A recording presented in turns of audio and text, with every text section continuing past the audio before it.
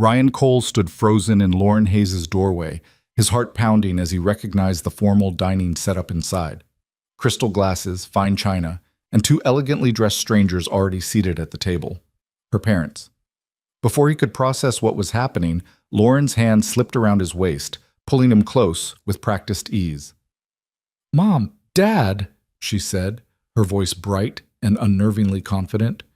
"This is Ryan, my boyfriend." The word hung in the air like a trap snapping shut. Ryan's mind screamed at him to correct her, to laugh it off, to do anything but stand there nodding politely as her father's sharp eyes assessed him with immediate disapproval. But Lauren's grip tightened, her smile never wavering, and Ryan realized with sinking clarity that walking away now would shatter whatever fragile story she'd built. So instead, he stepped inside, let the door close behind him, and became someone he'd never agreed to be. If you're curious how a simple dinner invitation turned into the most complicated year of Ryan's life, stick around until the end. And hey, drop a like and comment with your city so I can see how far this story travels. Ryan Cole had always believed in keeping life simple. At 32, simplicity wasn't just a preference, it was survival. His days followed a rhythm so precise it could have been set to a metronome. Wake at 6, get his 7-year-old daughter Mia ready for school, drop her off by 7:30, arrive at the design firm by 8:15, work through lunch, leave at 5:30 sharp, pick up Mia, make dinner, help with homework, read 2 chapters of whatever book she'd chosen, lights out by 8:30, then collapse onto the couch with his laptop to finish whatever he hadn't completed during office hours. It wasn't glamorous. It wasn't even particularly fulfilling most days. But it worked. And for a single father who'd been doing this alone since Mia was 2, working was the highest compliment he could give any system. The design firm where Ryan worked, Hayes and Associates, occupied 3 floors of a renovated warehouse in the city's arts district.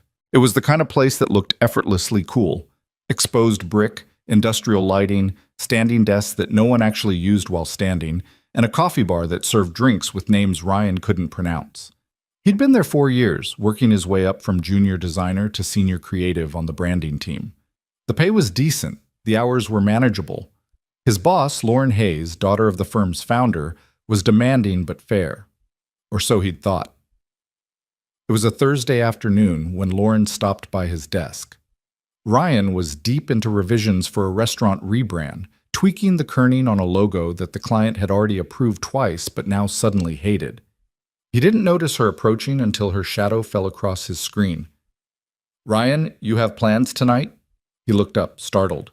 Lauren stood with her arms crossed, wearing one of those effortlessly expensive outfits that probably cost more than his monthly rent. Tailored black pants, cream silk blouse, subtle gold jewelry. Her dark hair was pulled back in a way that suggested she'd paid someone to make it look casual. At 35, she carried herself with the kind of confidence that came from never having to prove anything to anyone. "Just the usual," Ryan said, which was code for picking up Mia, making spaghetti, pretending to understand second-grade math homework. "Cancel it." Ryan blinked. "Excuse me?" "I'm kidding." Lauren's expression softened slightly. "Mostly. Look, I'm having a few people over for dinner, very casual. My place, 7:30. I'd really like you to come." This was unusual. Lauren occasionally organized team happy hours or client dinners, but personal invitations were rare. Ryan had worked for her for 4 years and had never been to her home. "I don't know," he said slowly. "I've got Mia. Bring her." "To your place? For dinner?" "Why not? I like kids. And before you make some excuse about bedtime, I'm ordering Italian from that place on 5th. Your daughter likes pasta, right? All kids like pasta." There was something in her tone, not quite desperate but close to it. Something that made Ryan hesitate instead of giving his usual polite refusal. "Is everything okay?" he asked. Lauren's smile tightened almost imperceptibly. "Everything's fine. I just think it would be nice to do something outside the office. You're always so isolated. When was the last time you did something social?" The question hit closer than she probably intended. The truth was, Ryan couldn't remember. His social life had died the same week his ex-wife had packed her bags and left, citing motherhood as not what she'd signed up for. 5 years ago. and he still remembered the exact words. "Okay," he heard himself say. "But I'll need to bring Mia home by 9, school night." Perfect. Lauren's smile became genuine. 7:30. Don't be late. She walked away before Ryan could ask for her address, but 30 seconds later his phone buzzed with a text containing the details and a note. Casual. No need to dress up. See you tonight. Ryan stared at the message, trying to identify the uneasy feeling settling in his stomach. He told himself it was nothing, just dinner, just his boss being unexpectedly friendly. He should have trusted that feeling. Mia was thrilled when he told her they were going to someone's house for dinner. She immediately wanted to know if there would be other kids, what kind of food, whether she could bring her current favorite toy, a small stuffed penguin named Captain, and if she needed to wear her fancy dress. "Probably no other kids," Ryan said as he helped her into her car seat. "Just some people from my work. And no, you don't need the fancy dress." Ms. Hayes said casual. "Is Ms. Hayes your friend?" Ryan hesitated. "She's my boss." "Can bosses be friends?" "Sometimes, I guess." "Do you want her to be your friend?" The question was innocent, the kind of thing a 7-year-old asked without any subtext. But it made Ryan pause as he started the car. "I haven't really thought about it," he said honestly. "You should think about it," Mia said with the absolute certainty of someone who'd lived barely 7 years but somehow understood everything. "You don't have very many friends, Daddy." "I have plenty of friends." "Name 3. Ryan opened his mouth, then closed it. He had colleagues. He had Mia's teachers, whom he talked to regularly. He had the guy at the coffee shop who knew his order. But friends?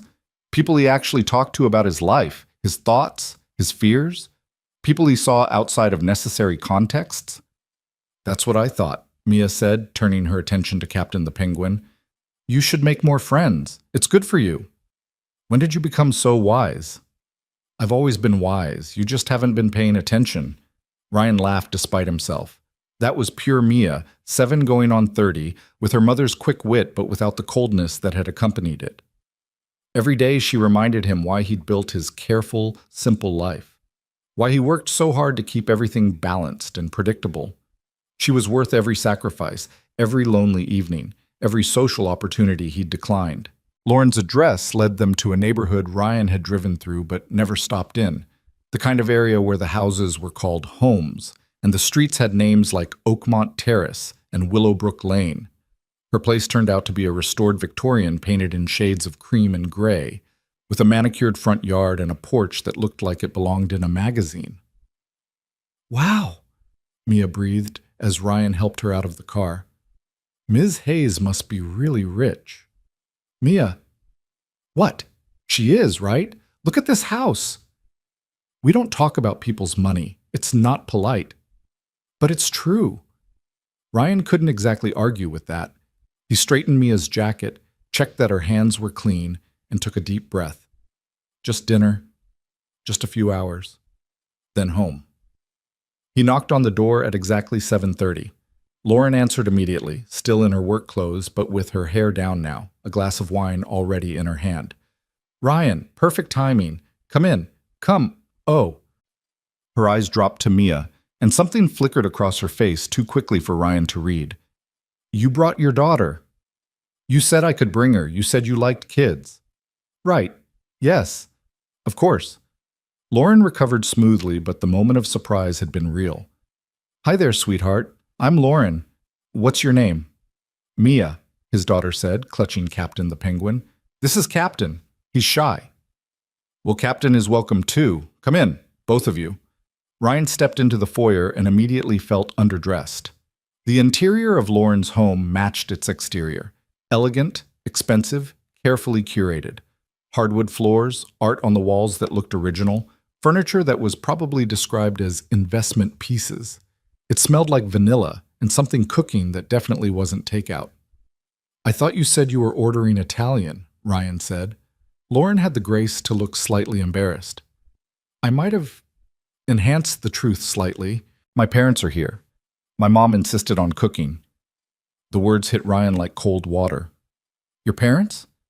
"They're visiting from Portland. It's very last minute, very casual." Lauren's voice had taken on a bright, brittle quality. "They're in the dining room. Come meet them." Every instinct Ryan had developed over 4 years of single parenthood started screaming warnings. This wasn't casual. This wasn't a work dinner. This was something else entirely, and he'd walked into it completely unprepared.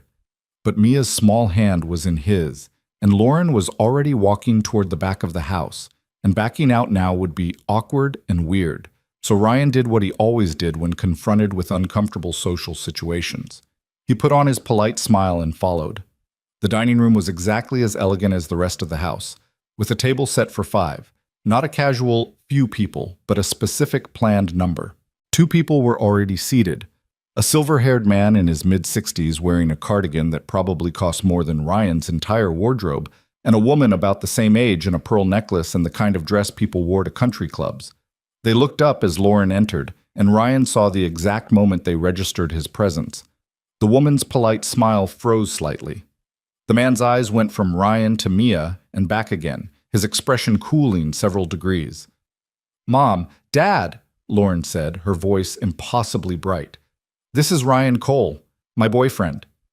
The room seemed to tilt.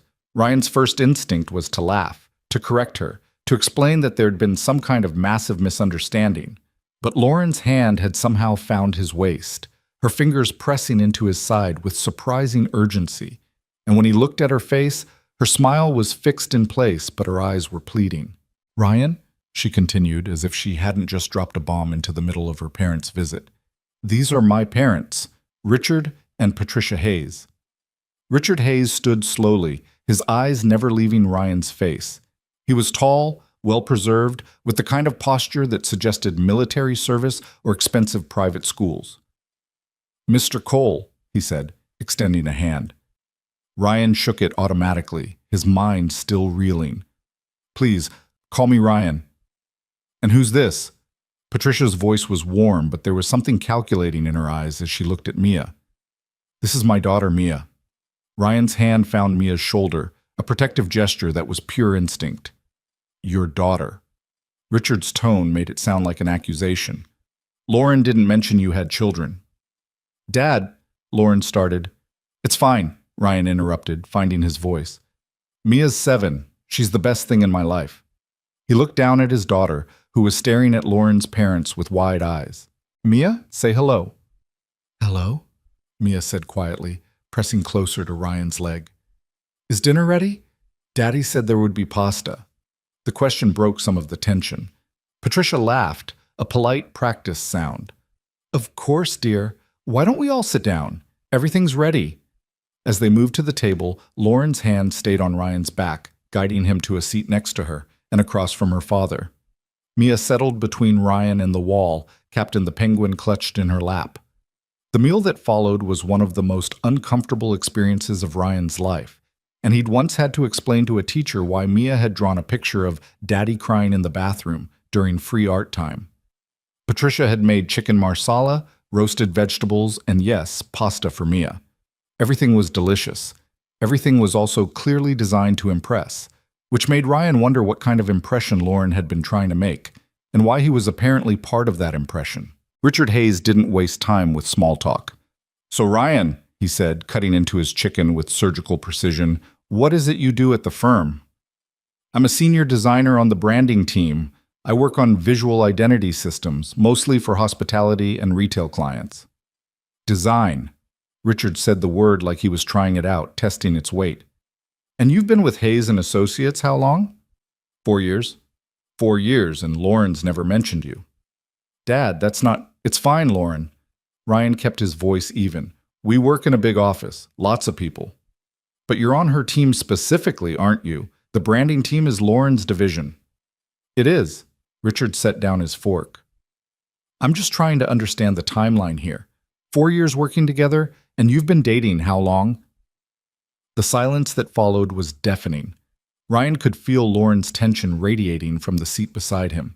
He could feel Mia watching him, confused by the weird energy in the room.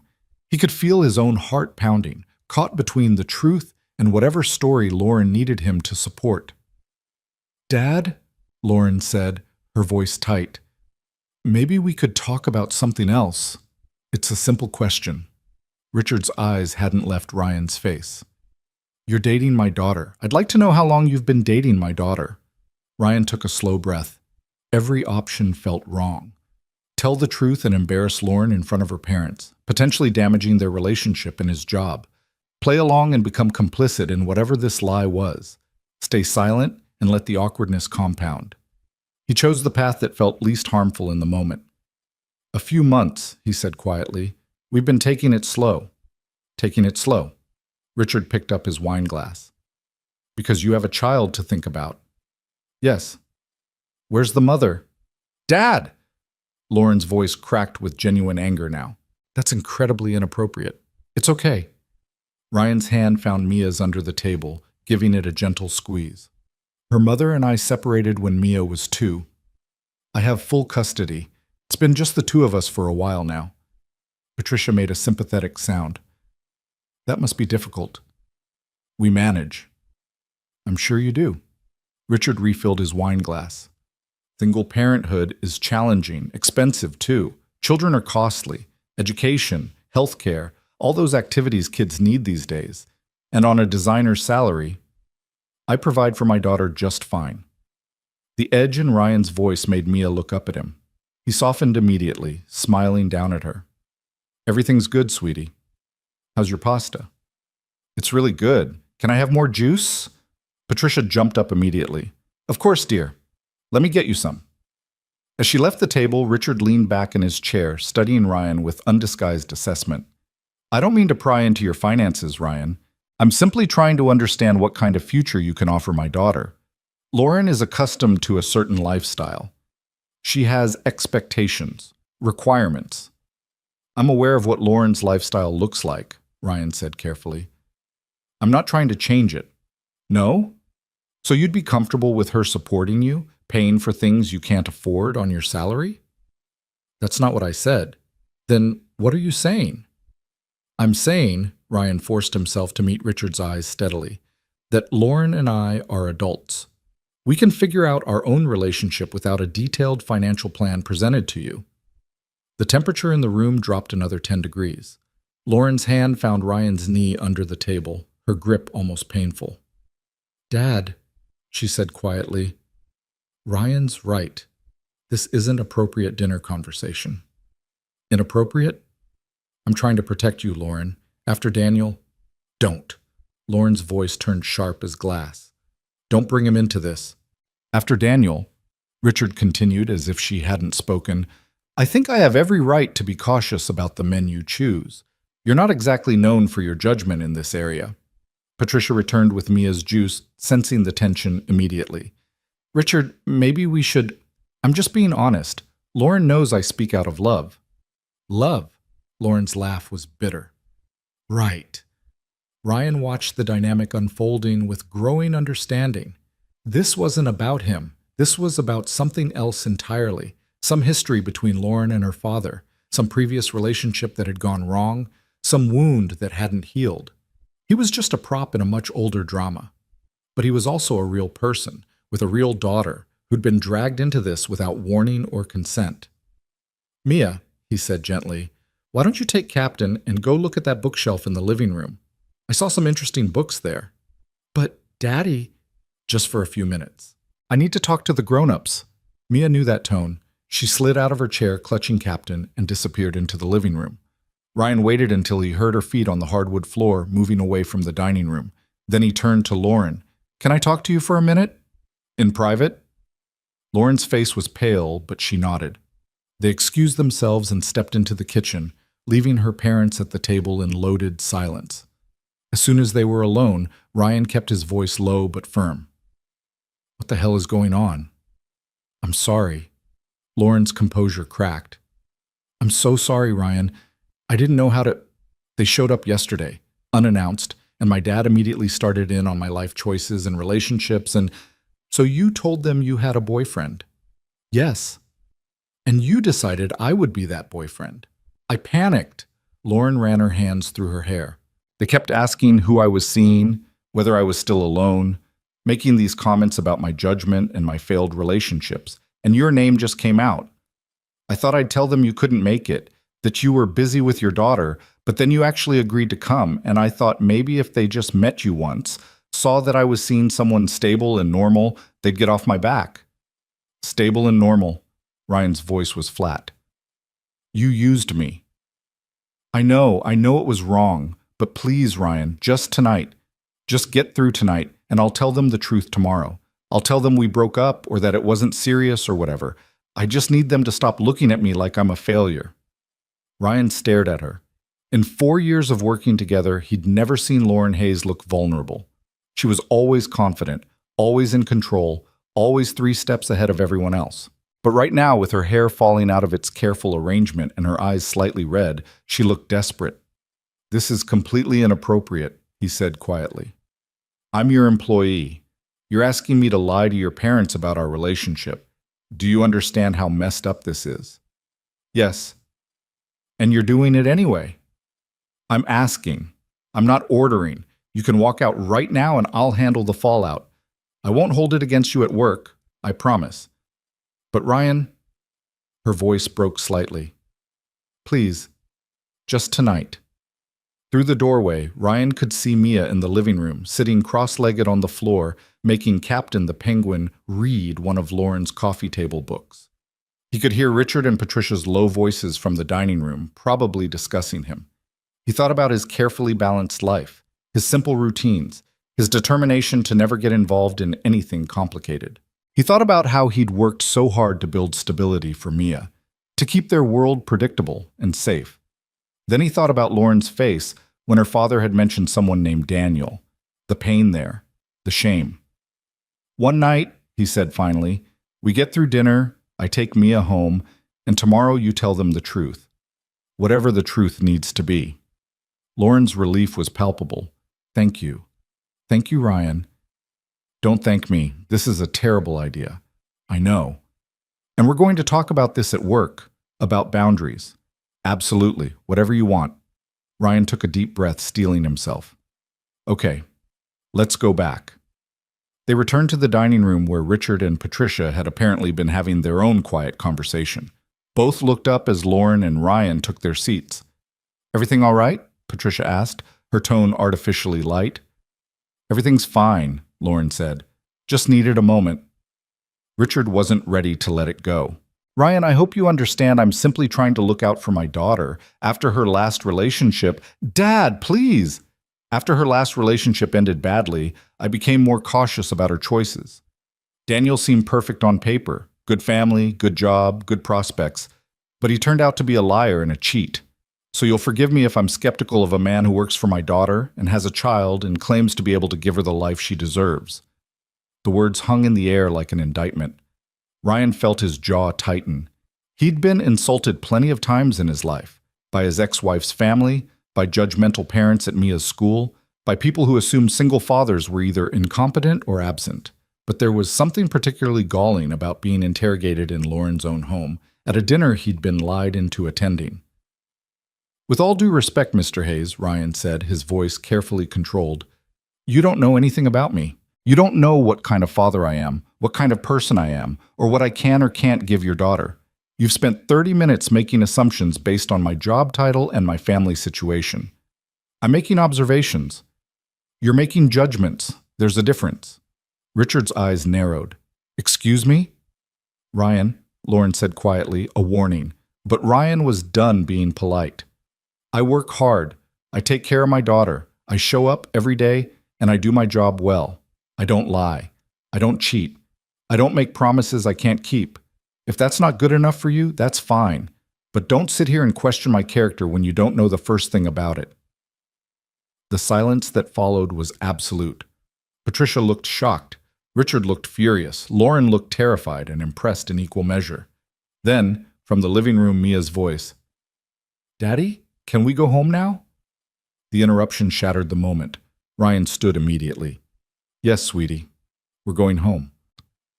Ryan, Lauren started, thank you for dinner, Mrs. Hayes. It was delicious. Mr. Hayes, it was interesting to meet you. Ryan moved into the living room, scooping up Mia's jacket. Come on, Mia. Say goodbye to Ms. Hayes. Mia appeared, clutching Captain, looking between the adults with worried eyes. Goodbye, Ms. Hayes. Thank you for having us. Goodbye, Mia. Lauren's voice was strained. Ryan, please, can we just... I'll see you at work Monday. Ryan ushered Mia toward the door, his hand protective on her shoulder. He made it to the foyer before Lauren caught his arm. Her parents were still in the dining room, far enough away not to hear. I'm sorry, she whispered. I'm so sorry. Ryan looked at her, really looked at her, and saw the cracks in her perfect facade. The desperate daughter trying to prove something to disapproving parents. The boss who'd crossed a line she couldn't uncross. I know, he said quietly. But this can't happen again, Lauren, ever. It won't, I promise. He nodded once, then left, pulling Mia gently along with him. They were silent until they reached the car. As Ryan buckled Mia into her seat, she looked up at him with those impossibly wise 7-year-old eyes. Is Ms. Hayes really your girlfriend? Ryan paused, his hands on the seatbelt. He'd never lied to Mia. Not once. Not about anything important. No, he said. She's not. Then why did she say you were? Because sometimes grown-ups make mistakes. That was a really big mistake. Yeah, sweetie, it really was. Are you mad at her? Ryan considered the question as he closed Mia's door and walked around to the driver's side. Was he mad? Annoyed, certainly, frustrated at being put in an impossible situation. Uncomfortable with the whole evening, but also something else. A strange, unexpected empathy for Lauren Hayes sitting in her expensive house with her expensive things, still trying to earn her father's approval. I don't know, he said honestly as he started the car. I don't know what I feel. Mia was quiet for a moment, then, Mr. Hayes was really mean to you. He was cautious. That's different. No, Daddy, he was mean. He said mean things about us being poor. We're not poor, Mia. But he thinks we are, and he thinks that's bad. Ryan's hands tightened on the steering wheel. What other people think doesn't matter. What matters is that we're happy, and we take care of each other, right? Right. But Mia sounded uncertain. Daddy? Yeah, sweetie? You're a really good dad, even if Mr. Hayes doesn't think so. Ryan's throat tightened. He reached back blindly, finding Mia's small hand and giving it a squeeze. Thanks, baby. That means everything to me. They drove home in comfortable silence, the city lights streaming past the windows. Ryan's mind was already racing ahead to Monday, to the conversation he'd need to have with Lauren, to the boundaries he'd need to establish. But for now, he just focused on getting Mia home, getting her through her bedtime routine, reading their 2 chapters, tucking her in with Captain the Penguin under her arm. Daddy? She said sleepily as he turned out the light. Yeah. I don't think Ms. Hayes should be your girlfriend, even if she wasn't lying. Why not? Because she made you sad, and you should be with someone who makes you happy. Ryan smiled in the darkness. When did you get so smart? I've always been smart. You just haven't been paying attention. He laughed softly, kissed her forehead, and closed the door. Alone in his own room later, changed into comfortable clothes and sitting on his bed with his laptop, Ryan finally let himself process the evening, the shock of Lauren's lie, the humiliation of Richard Hayes' interrogation, the strange protectiveness he'd felt when Lauren had looked so desperate. His phone buzzed. A text from Lauren. I'm so sorry. Really, I'll make this right. Ryan stared at the message for a long moment before typing back. We'll talk Monday. Her response came immediately. Thank you for not walking out. He didn't reply to that. Instead, he set his phone aside and opened his laptop, determined to lose himself in work. He had a logo revision due Tuesday. Better to focus on that than on how thoroughly his simple, careful life had just gotten complicated.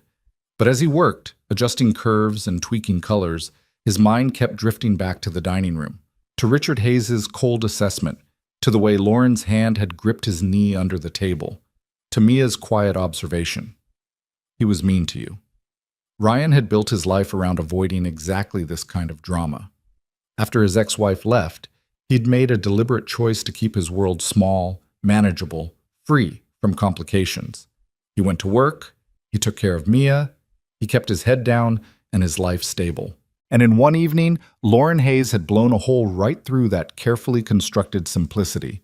The worst part was, He couldn't even be entirely angry about it, because underneath the frustration and the awkwardness, he'd seen something in her that he recognized, something lonely and desperate to be seen as enough, something that felt uncomfortably familiar. Ryan closed his laptop and lay back on his bed, staring at the ceiling.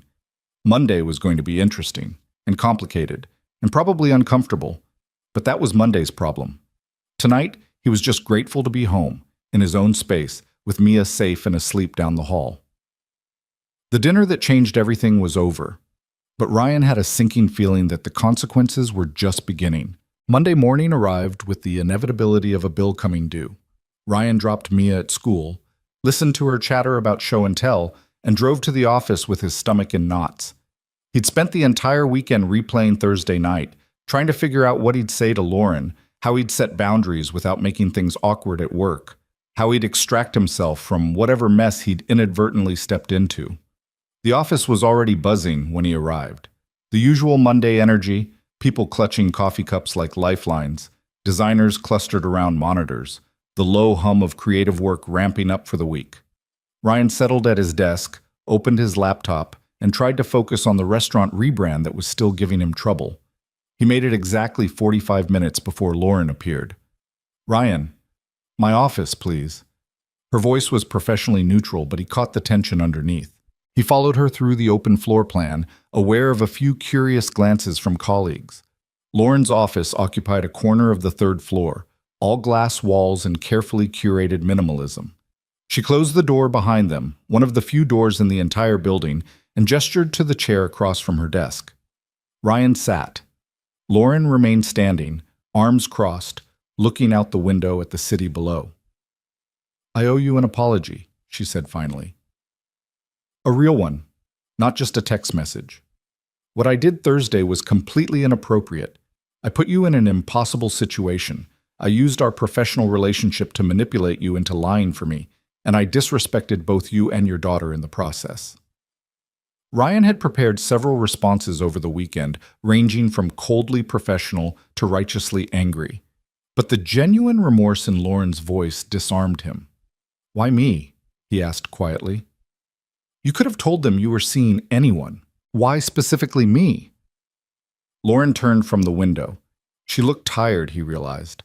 The polish was still there, expensive blouse, perfect makeup. But underneath it, she looked exhausted. "Because you're real," she said. "Everyone else here is either trying to impress me or intimidate me or sleep with me. You just do your work. You're kind to people. You never play games. And I thought, stupidly, I know, that if my parents met someone genuinely good, someone who had his life together despite real challenges, maybe they'd stop looking at me like I'm a failure who can't make a single decent choice. That's not fair to put on me. I know. I know it's not. And I'm sorry." Lauren sat down behind her desk, the barrier of professional distance back in place. "I told them yesterday, the truth, that we're not together, that I lied, that you were just being kind by going along with it for one evening." Ryan felt something he couldn't quite name, relief maybe, mixed with curiosity. How did they take it? "About as well as you'd expect. My father called me a liar and a disappointment. My mother cried. Then they went back to Portland early." Lauren's laugh was hollow. "So, congratulations, you're officially uninvolved in the Hayes family drama." "Good."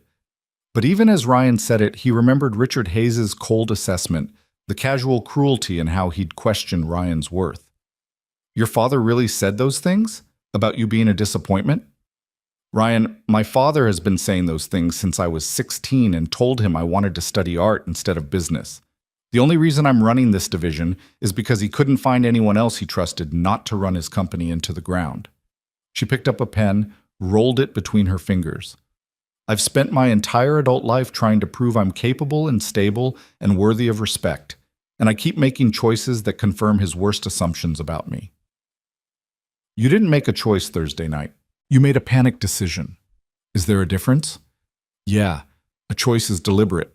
What you did was desperate." Ryan leaned forward slightly. "I'm not saying it was okay, but I understand it better now." Lauren met his eyes. "You should hate me. I would hate me.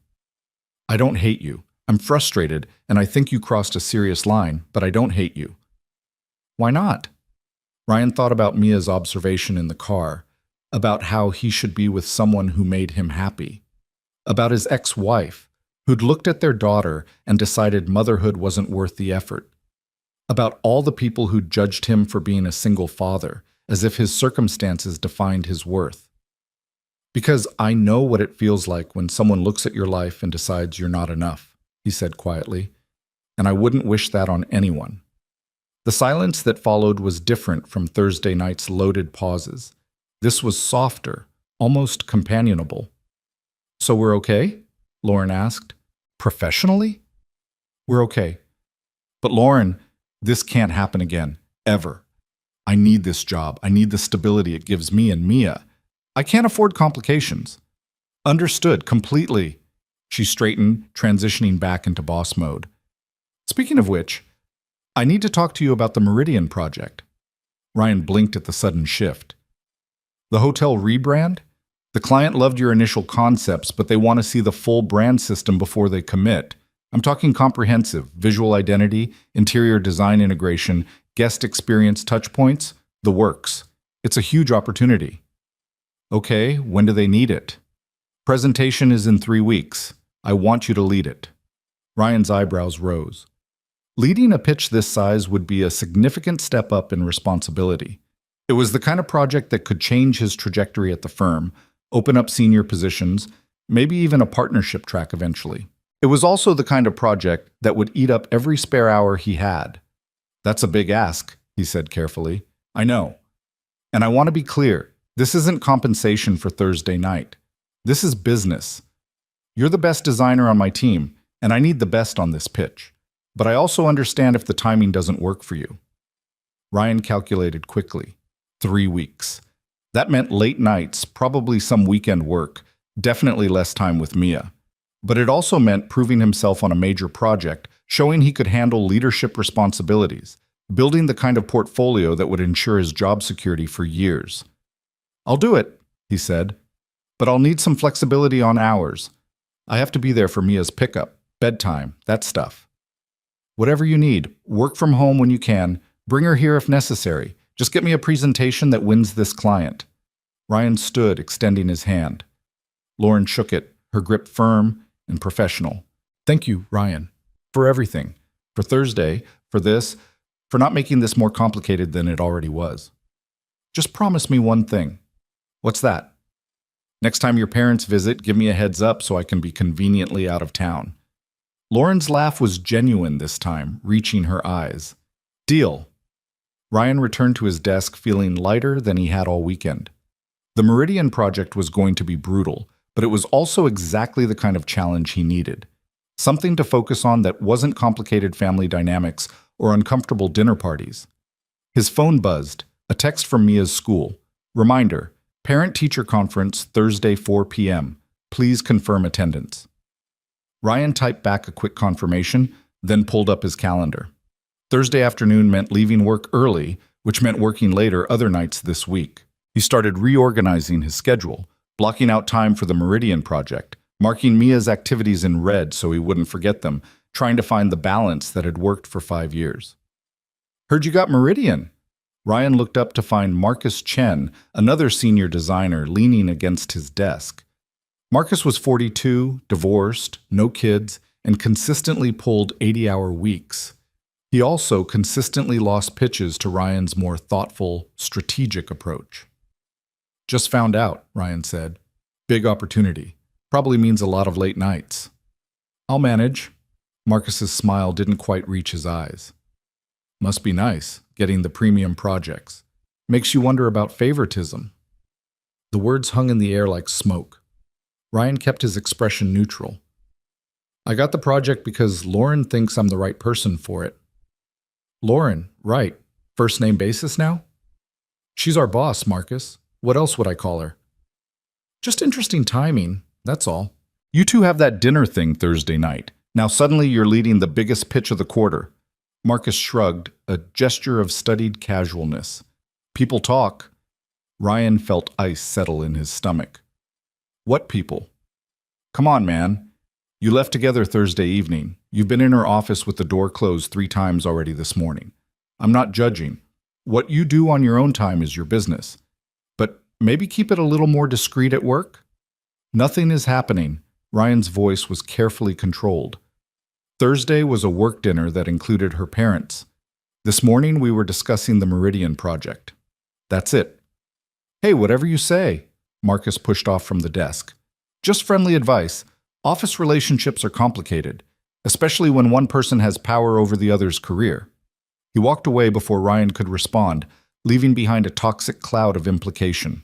Ryan stared at his screen, not seeing the design work in front of him. Of course people had noticed them leaving together. Of course there would be talk.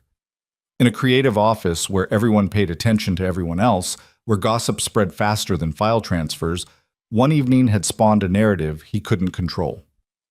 He pulled out his phone and texted Lauren, "We might have a problem." Her response came 30 seconds later. "My office." This time when Ryan walked across the floor, he was hyper-aware of eyes following him. Sarah from accounting glanced up, then quickly away. 2 junior designers stopped their conversation as he passed. Even the receptionist seemed to track his movement with unusual interest. Lauren was standing when he entered, her door already closed. "Tell me," she said. Ryan repeated his conversation with Marcus, watching Lauren's expression darken with each sentence. "That son of a—" She cut herself off, pacing to the window and back. "This is my fault. I should have thought about how it would look. You told your parents the truth. That should be the end of it." "My parents aren't here, Ryan. The people in this office are. And apparently they're spinning stories. So what do we do?" Lauren was quiet for a moment, thinking. When she spoke, her voice was measured, strategic. "We ignore it. We do our jobs. We maintain professional boundaries. Eventually, something else will become the office gossip, and this will fade. And if it doesn't fade, then we deal with it when we have to. But Ryan, you earned the Meridian project. Your work is excellent. Your client relationships are strong, and you've been consistently delivering above expectations for 4 years. Anyone who suggests otherwise is wrong. Being wrong doesn't stop people from talking. No, but working harder than everyone else does." Lauren returned to her desk, pulled up a file on her computer.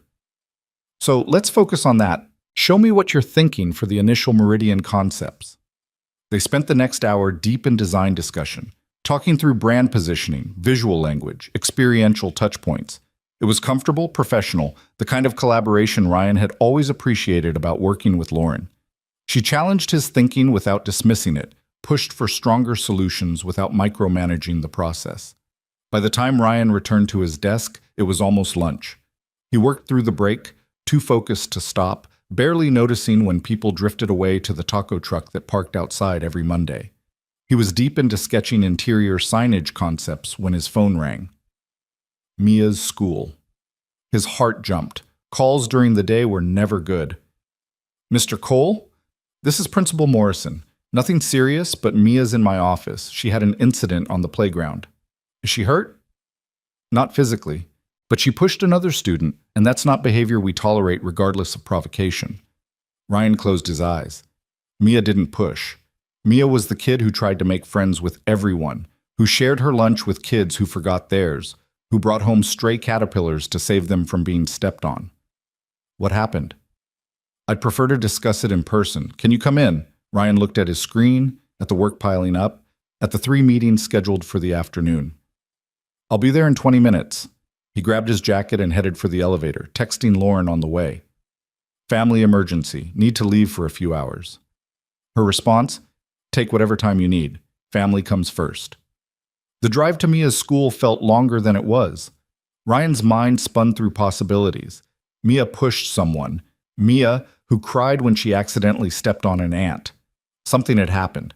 Something bad enough to make her act completely out of character. Principal Morrison was waiting when he arrived, a woman in her 50s with kind eyes and a firm handshake. She led him to her office, where Mia sat in a chair that was too big for her, clutching Captain the Penguin, her eyes red from crying. "Hey, baby." Ryan knelt in front of her. "You okay?" Mia nodded, but her lip trembled. "Can you tell me what happened?" "Mr. Cole," Principal Morrison interrupted gently. Why don't I explain first, then Mia can share her perspective. They sat. The principal folded her hands on her desk. During recess, a group of third graders were talking about their families, specifically about their parents' jobs and houses. Apparently one of the boys, Justin Webb, started asking Mia about her mother. When Mia said she didn't have a mother, Justin said that was because you were too poor to keep her. Ryan felt his blood turn cold. Beside him, Mia made a small sound. Mia told him that wasn't true, the principal continued. Justin persisted, saying that his father said single dads only have kids when the mom doesn't want them anymore. He called Mia a charity case. That's when Mia pushed him. The rage that flooded through Ryan was instant and overwhelming. He fought to keep his voice steady. And what consequences is Justin facing? He's been suspended for the rest of the day and will write an apology letter. His parents have been called, but Mia did push him, which violated our physical contact policy. She defended herself against bullying.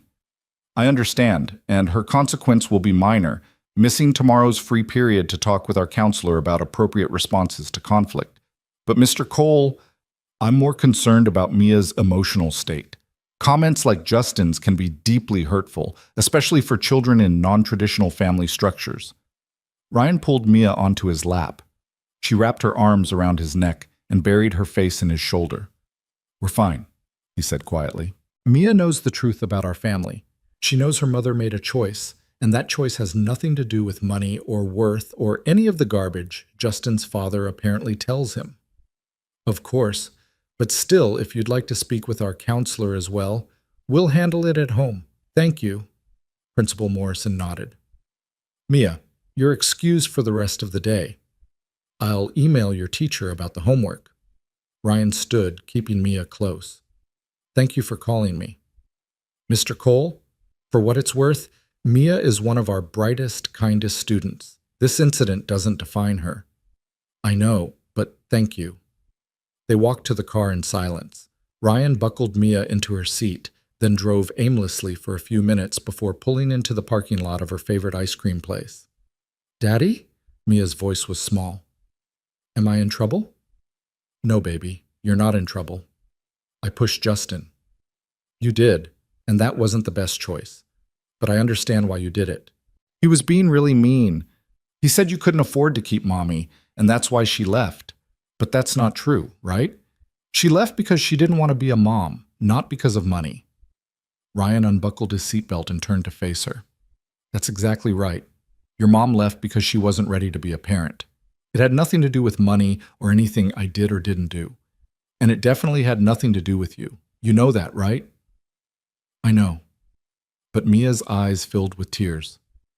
But Justin's dad is rich, and he said rich people are better than poor people, and that's why his family is whole and ours isn't.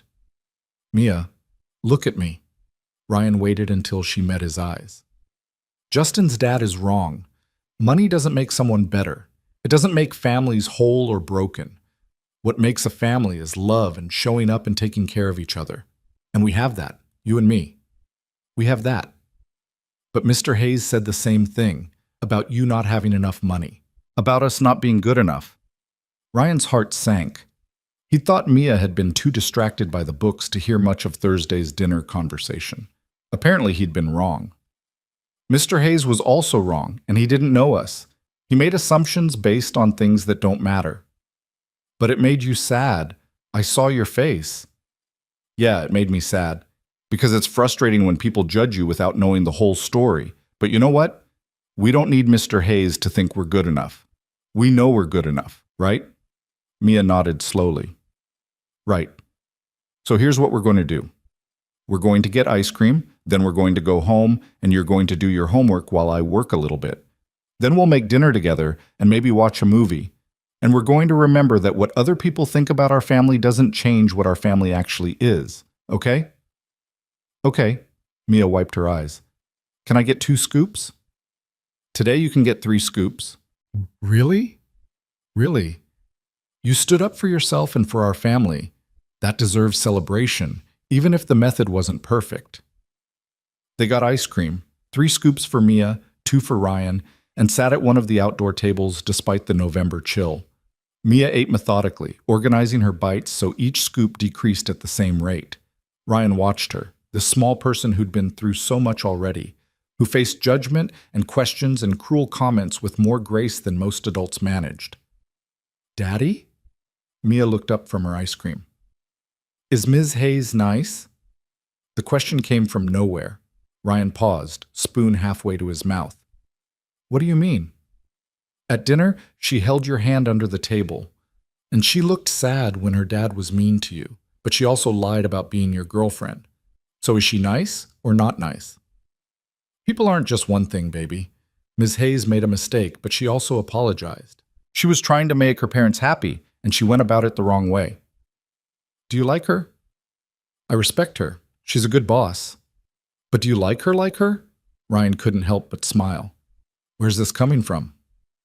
"You don't have very many friends, and you never like anyone. Remember when Sarah from my school tried to give you her phone number and you pretended you didn't see it?" "I didn't pretend. I genuinely didn't see it."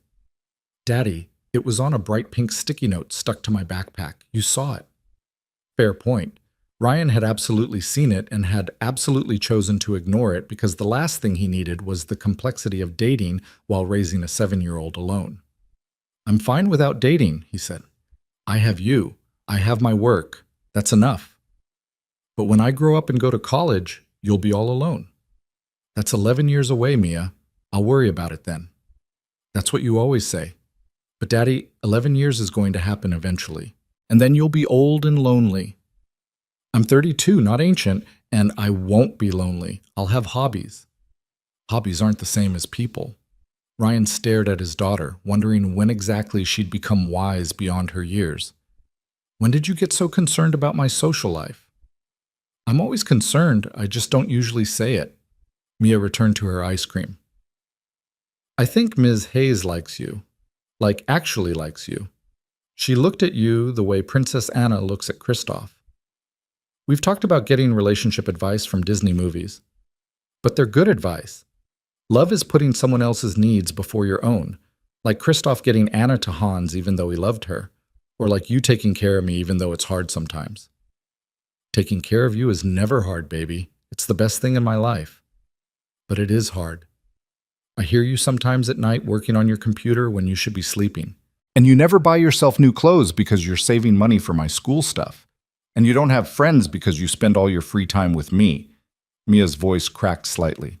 "I don't want you to be lonely because of me." Ryan set down his ice cream and pulled Mia out of her chair and onto his lap, sticky fingers and all. "Listen to me. You are not the reason I don't date. You are not the reason I work hard.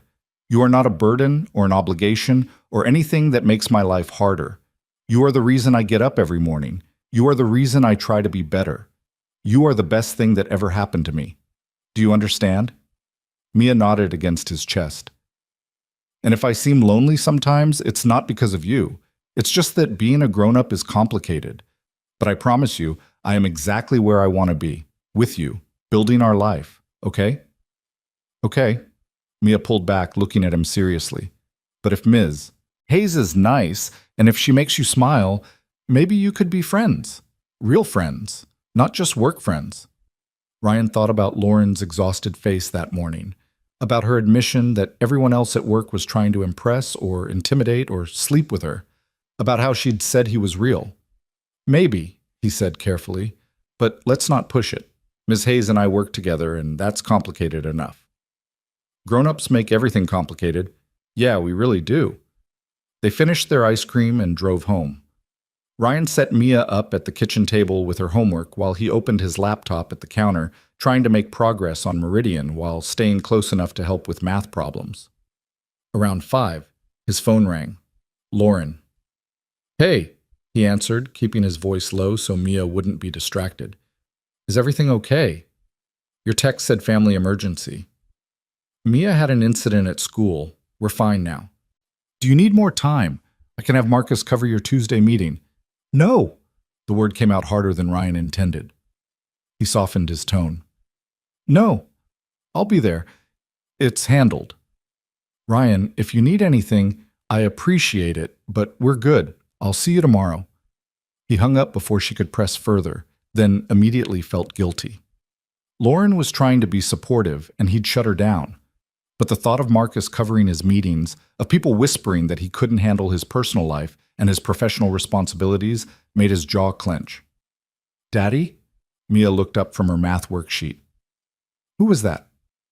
"Ms. Hayes, checking on work stuff." "You sounded mad." "I wasn't mad, just distracted." Ryan closed his laptop and moved to the table. "Let me see that math problem you're stuck on." They worked through fractions together, Mia explaining her logic, Ryan gently redirecting when she went off track. And for a little while, everything felt normal again. Just the two of them, tackling homework at the kitchen table. The rest of the world kept safely at bay. But later, after Mia was in bed and Ryan was back at his laptop working on Meridian concepts, his mind kept drifting. To Justin Webb's cruel comments, to Richard Hayes' cold assessment, to Marcus Chen's toxic implications, to the way it all connected, this narrative about worth and money and what made someone valuable. Ryan had spent 5 years believing that if he just worked hard enough, kept his head down enough, proved himself enough, none of it would matter. His circumstances wouldn't define him. His single-parent status wouldn't limit him. His modest income wouldn't disqualify him from respect. But Thursday's dinner and today's playground incident had shown him the truth. People would always judge. They'd judge his choices, his situation, his worth. They'd assume things about him based on categories and circumstances rather than character. And the worst part was, he couldn't even argue they were entirely wrong. He did struggle financially sometimes. He did make sacrifices. His life was complicated in ways that traditional families didn't face. But did that make him less than? Did that make his family broken? Did that mean Mia deserved to be called a charity case? Ryan's hand stilled on the keyboard. He stared at the Meridian design on his screen. Elegant, expensive, aspirational. The kind of brand that attracted people with money, people who valued luxury and status, and all the things Richard Hayes had found lacking in Ryan's life. And suddenly, he was angry. Not the hot, immediate anger he'd felt in the principal's office, but something colder and more determined. He was tired of being judged, tired of having to prove his worth, tired of watching his daughter cry because some rich kid's father had taught him that money equaled value. He pulled up his email and started typing. "Lauren, I've been thinking about the Meridian pitch. I want to take a different approach than what we discussed. The hotel market is saturated with luxury brands trying to out-premium each other. What if instead we position Meridian as the anti-luxury luxury experience? Authenticity over opulence, genuine service over performance, a place where worth isn't measured by thread count but by human connection. I know it's risky, but I think it could set them apart in a crowded market. Let me work up some concepts and we can discuss Monday. Ryan." He sent it before he could second-guess himself, then returned to his designs with renewed focus. He worked until past midnight, sketching and revising, building a brand narrative that felt personal in ways his other work never had. By the time he finally closed his laptop and headed to bed, Ryan had created something he believed in. Something that said expensive didn't always mean valuable, and valuable didn't always require expensive. Something that felt like fighting back against every judgment, every assumption, every cruel comment. Something that felt like proving his worth on his own terms. Lauren's response arrived at 6 the next morning, before Ryan had even finished his first cup of coffee. "This is brilliant and risky as hell. Come in early. Let's talk." Ryan dropped Mia at school and arrived at the office by 7:30, earlier than he'd been there in months. The building was quiet, just a handful of early risers scattered across the open floor plan. Lauren's office light was already on. She had his concepts pulled up on her monitor, studying them with the intensity she usually reserved for client presentations. When Ryan knocked, she gestured him in without looking away from the screen. "This is everything we usually tell clients not to do," she said. "It's honest to the point of being vulnerable. It positions luxury as a feeling rather than a price point. It could completely bomb. Or it could work. Or it could work." Lauren finally turned to face him. "Walk me through your thinking." Ryan had prepared for this, had spent the drive rehearsing his pitch. But now, standing in her office with the early morning light slanting through the windows, he found himself speaking from somewhere deeper than strategy. Every luxury hotel brand says the same thing. Best amenities, finest service, most exclusive experience. They compete on thread count and square footage and how many Michelin stars their restaurant has. But that's not what people actually remember about their stays. They remember the concierge who recommended the perfect neighborhood restaurant. They remember the housekeeper who left origami animals for their kid. They remember feeling seen and valued as people, not just guests. So you want to build the entire brand around that feeling. I want to build it around the idea that true luxury is being treated like you matter, regardless of your room rate or your status level. That authenticity is more valuable than performance. Lauren was quiet for a long moment, her fingers steepled under her chin. You realize this is personal for you. What happened at dinner? What's been happening in the office? It's all over this work. Does that make it less valid? No. It might make it more valid. The best creative work comes from somewhere real. She pulled up one of his mock-ups, a simple black and white photograph of a hotel employee and guest laughing together. The tagline underneath reading, "Worth isn't worn, it's felt." This is going to make the client uncomfortable. It challenges everything they think they know about luxury branding. So we don't pitch it? I didn't say that. Lauren stood pacing to her window. I'm saying we need to be prepared for them to hate it. And we need to have a backup approach that's more conventional, just in case. You want me to develop 2 complete brand systems in 3 weeks? I want you to develop the honest one and let Marcus develop the safe one. Then we present both and let the client choose. The suggestion hit Ryan like ice water. You want to give Marcus co-credit on this pitch. I want to give us options. Ryan, I believe in your concept. I think it's the strongest work you've ever done. But my job is to win this client, and I can't do that if we only have one risky direction to show them. So you don't trust it.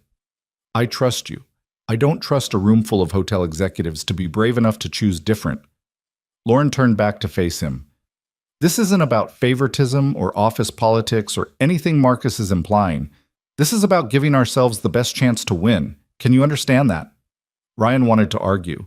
He wanted to insist that his concept was enough, that they didn't need a safety net, that bringing Marcus in would only validate the gossip about special treatment. But Lauren was right. His job wasn't to prove a point. His job was to win clients and keep the firm's revenue flowing. Fine, he said. I'll develop my direction. Marcus can do whatever safe, conventional approach he wants. But when we're in that presentation room, I'm the one presenting both. Agreed. Now show me what else you've been working on. They spent the next 2 hours deep in the details. Ryan walked Lauren through his entire vision. The visual identity system built around candid photography rather than staged luxury shots. The verbal positioning that emphasized authentic connection. The guest experience touchpoints that prioritized genuine service over scripted interactions. With each element, Lauren pushed him harder, questioning assumptions, challenging weak points, forcing him to strengthen his thinking. By the time other employees started filtering in, Ryan's concepts had evolved from good to genuinely compelling. Lauren leaned back in her chair, a rare smile crossing her face. This is going to work, she said. I don't know if the client will choose it, but this is the kind of work that wins awards and changes minds. High praise from someone who's seen thousands of pitches. Don't let it go to your head. You still have 3 weeks of brutal work ahead of you. Lauren's expression shifted, became more serious. Ryan, I know things have been complicated lately. The dinner, the office gossip, all of it. But I want you to know that this project, this opportunity, it has nothing to do with any of that. You earned this. I know. Do you? Because I'm not sure you do. I'm not sure you realize how good you are at this work. The compliment made Ryan uncomfortable in ways he couldn't quite articulate. He stood, gathering his notes. I should get started. 3 weeks isn't a lot of time. Ryan, Lauren's voice stopped him at the door. Thank you. For Thursday night, for being professional about all of this, for not making it harder than it already is. You already apologized. You don't need to keep doing it. I'm not apologizing, I'm thanking you. There's a difference. Ryan nodded and left before the conversation could get more complicated. As he crossed the open floor to his desk, he noticed Marcus already at his computer, coffee in hand. Marcus looked up as Ryan passed, his expression carefully neutral. Early morning meeting with Lauren? He asked. Discussing the Meridian pitch. Right, the pitch. She tell you I'm developing concepts too? She mentioned it. Interesting approach, bringing in a second designer this late. Makes you wonder if she's not as confident in your direction as she claims. Marcus's smile was sharp. But hey, at least you got the early morning FaceTime. That's worth something. Ryan kept walking, refusing to engage. He settled at his desk and pulled up his files, determined to lose himself in work. But Marcus's words gnawed at him. Was Lauren hedging her bets because she didn't fully believe in his concept? Or was she just being strategic, giving the client options? His phone buzzed. A text from Mia's school. Reminder, parent-teacher conference tomorrow, 4 p.m. Ryan added it to his calendar, then sent a quick message to Lauren. Need to leave early tomorrow for Mia's conference. Can we schedule the Meridian team meeting for morning instead of afternoon? Her response came immediately. Already moved it to 10 a.m. Take whatever time you need. The consideration was thoughtful, professional, exactly what a good manager should do. So why did it feel like something more? Why did Ryan find himself rereading the message, analyzing its tone, wondering if the office gossip was getting into his head? He forced himself back to work, spending the rest of the morning refining his concepts. Around noon, Sarah from accounting stopped by his desk with a knowing smile. "So," she said, perching on the edge of his workspace, "I heard you had dinner with Lauren and her parents last week." Ryan didn't look up from his screen. It was a work thing. A work thing that included her parents? That seems pretty serious. It wasn't serious. It was dinner. Ryan, you can tell me. We're friends, right? Is something going on between you two? No, Sarah. Nothing is going on.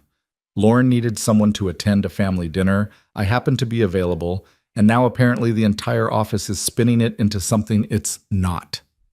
Sarah's smile faded slightly. People are just curious. You have to admit it's unusual.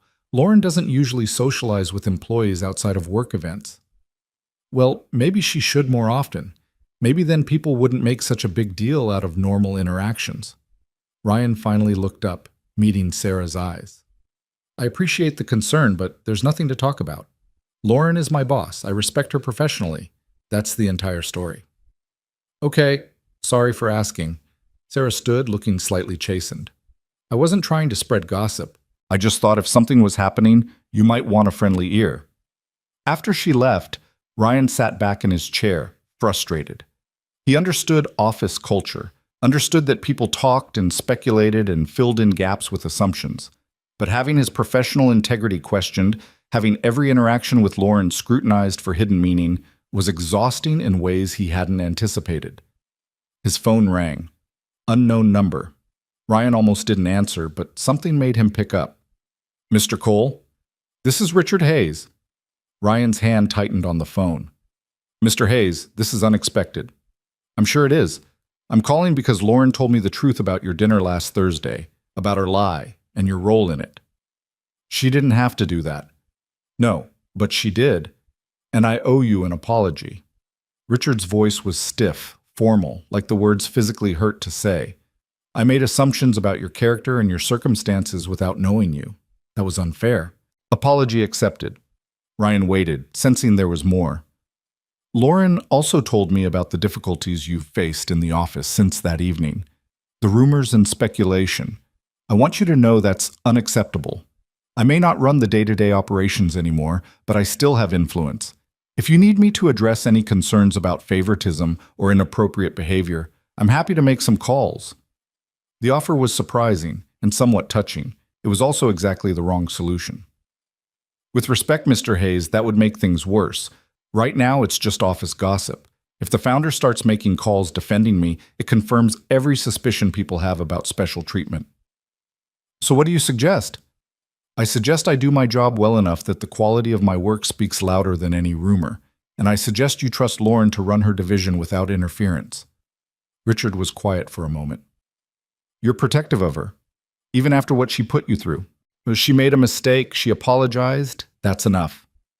Most people would hold a grudge. I'm not most people, and holding grudges doesn't help anyone, least of all my daughter. Ryan paused. Was there anything else, Mr. Hayes? Just one thing. The comments I made about your financial situation and your ability to provide for Lauren, I was out of line. Your worth as a person, as a father, as a professional, has nothing to do with your income. I should have known better.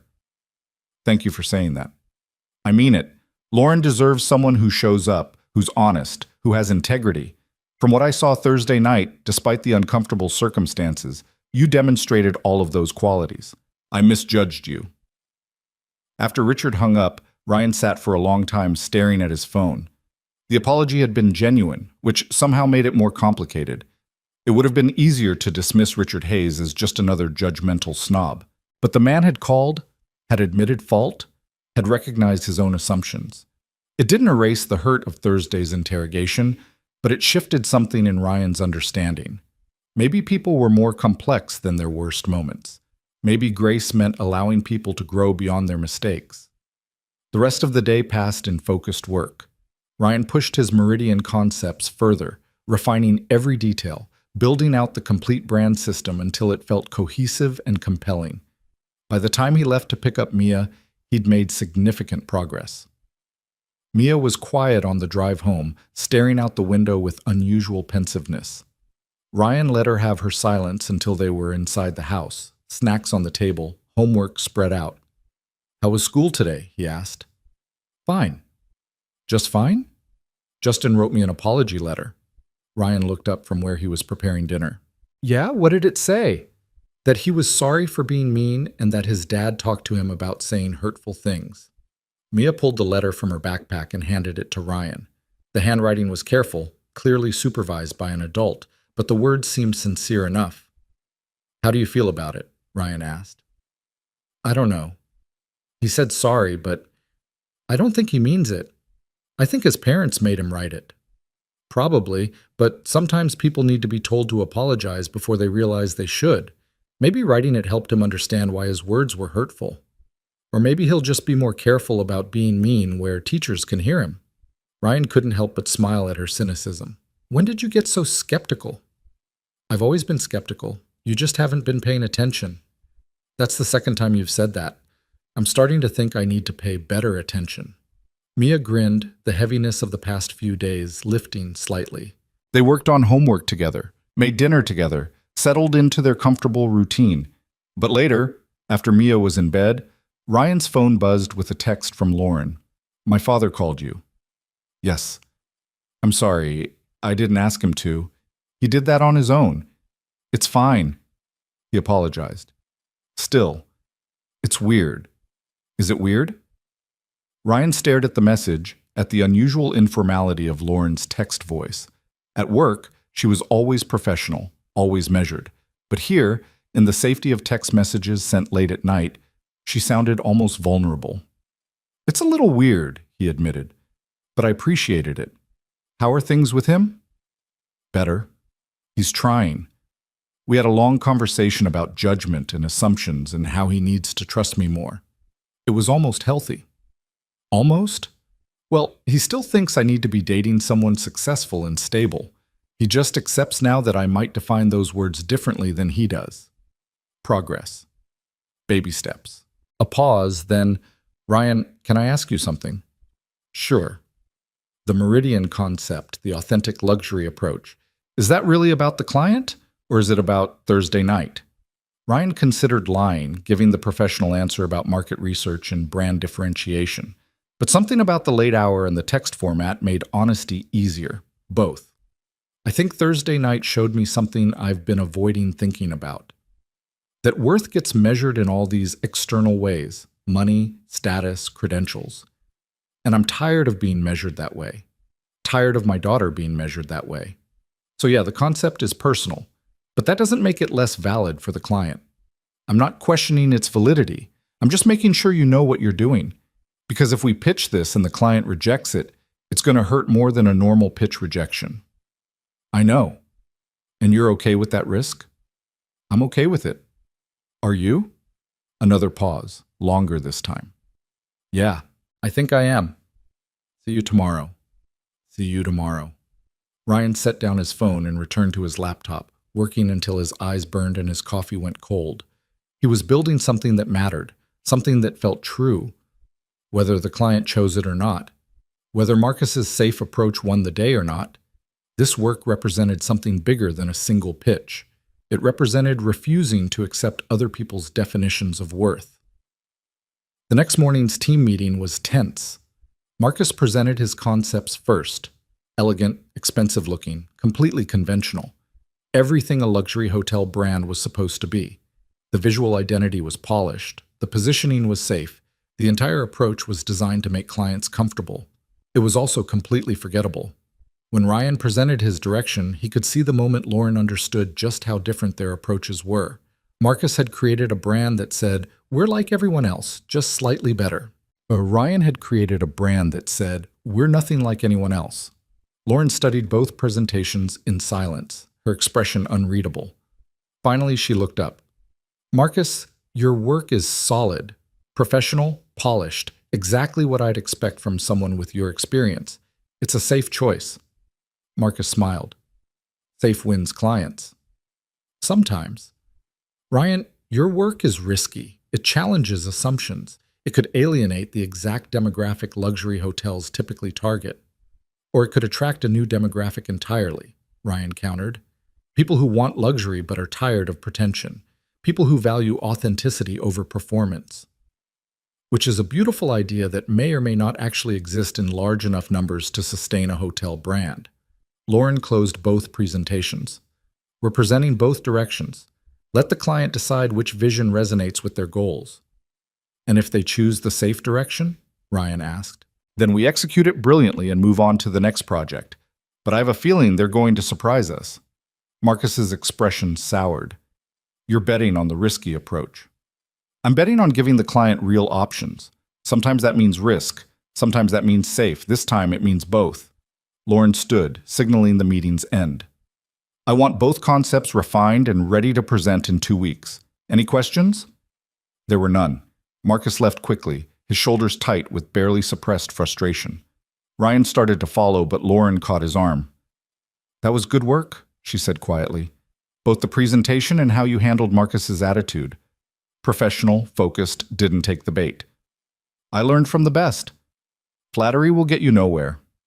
"Good thing I wasn't trying to get anywhere." Ryan smiled slightly. "I should go. Mia's conference is this afternoon, and I want to finish these revisions before I leave." "Right. How is Mia doing after the playground incident?" "She's resilient, tougher than me in a lot of ways." "I don't know about that. You're pretty tough." Lauren released his arm, stepping back into professional distance. "Go. Do your work. We'll talk more next week." Ryan returned to his desk, ignoring the curious looks from colleagues who'd seen Lauren pull him aside. He worked steadily through lunch, refining his concepts, strengthening weak points, building out every detail of the brand system until it felt complete. At 3:30, he packed up and headed out. The drive to Mia's school was familiar, comfortable, a twice-daily routine that anchored his life. But today felt different somehow, like things were shifting, changing, becoming something new. Mia's teacher, Ms. Rodriguez, greeted Ryan warmly in her classroom. She was young, enthusiastic, the kind of teacher who genuinely loved her students. She pulled out a folder of Mia's work, tests, essays, art projects, and spread them across her desk. "Mia is exceptional," she said simply. "Academically, socially, emotionally. She's reading 2 grades above level, her math skills are advanced, and her writing shows remarkable depth for a second grader." "That's great to hear. But I'm also seeing some concerning patterns." Ms. Rodriguez pulled out a series of drawings from art class. They were all variations on the same theme, a small figure and a larger figure, always together, always isolated from other people. "Mia draws a lot about her family, about being just the two of you. And while that's not inherently problematic, some of her journal entries suggest she's worried about you." Ryan leaned forward, studying the drawings more closely. "Worried how?" "Worried that you're lonely, worried that you work too hard, worried that you don't have friends or support or anyone to help you." Ms. Rodriguez met his eyes.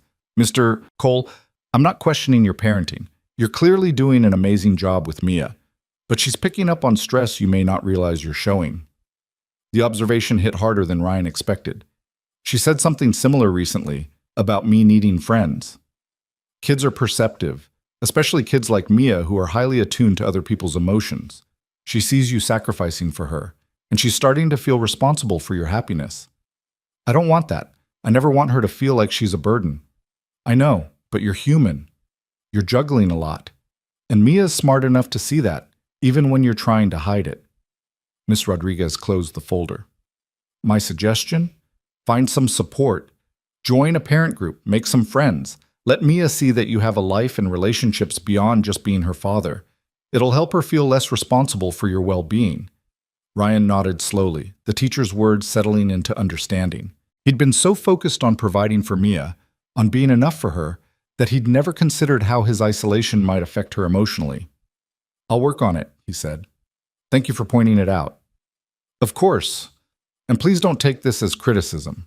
You're doing a wonderful job. Mia is thriving academically and socially. I just want to make sure she's not carrying emotional weight that isn't hers to carry. After the conference, Ryan sat in his car for a long moment, thinking about Ms. Rodriguez's observations, about Mia's drawings of their isolated little family, about her questions about his social life and whether Lauren was nice. His phone buzzed.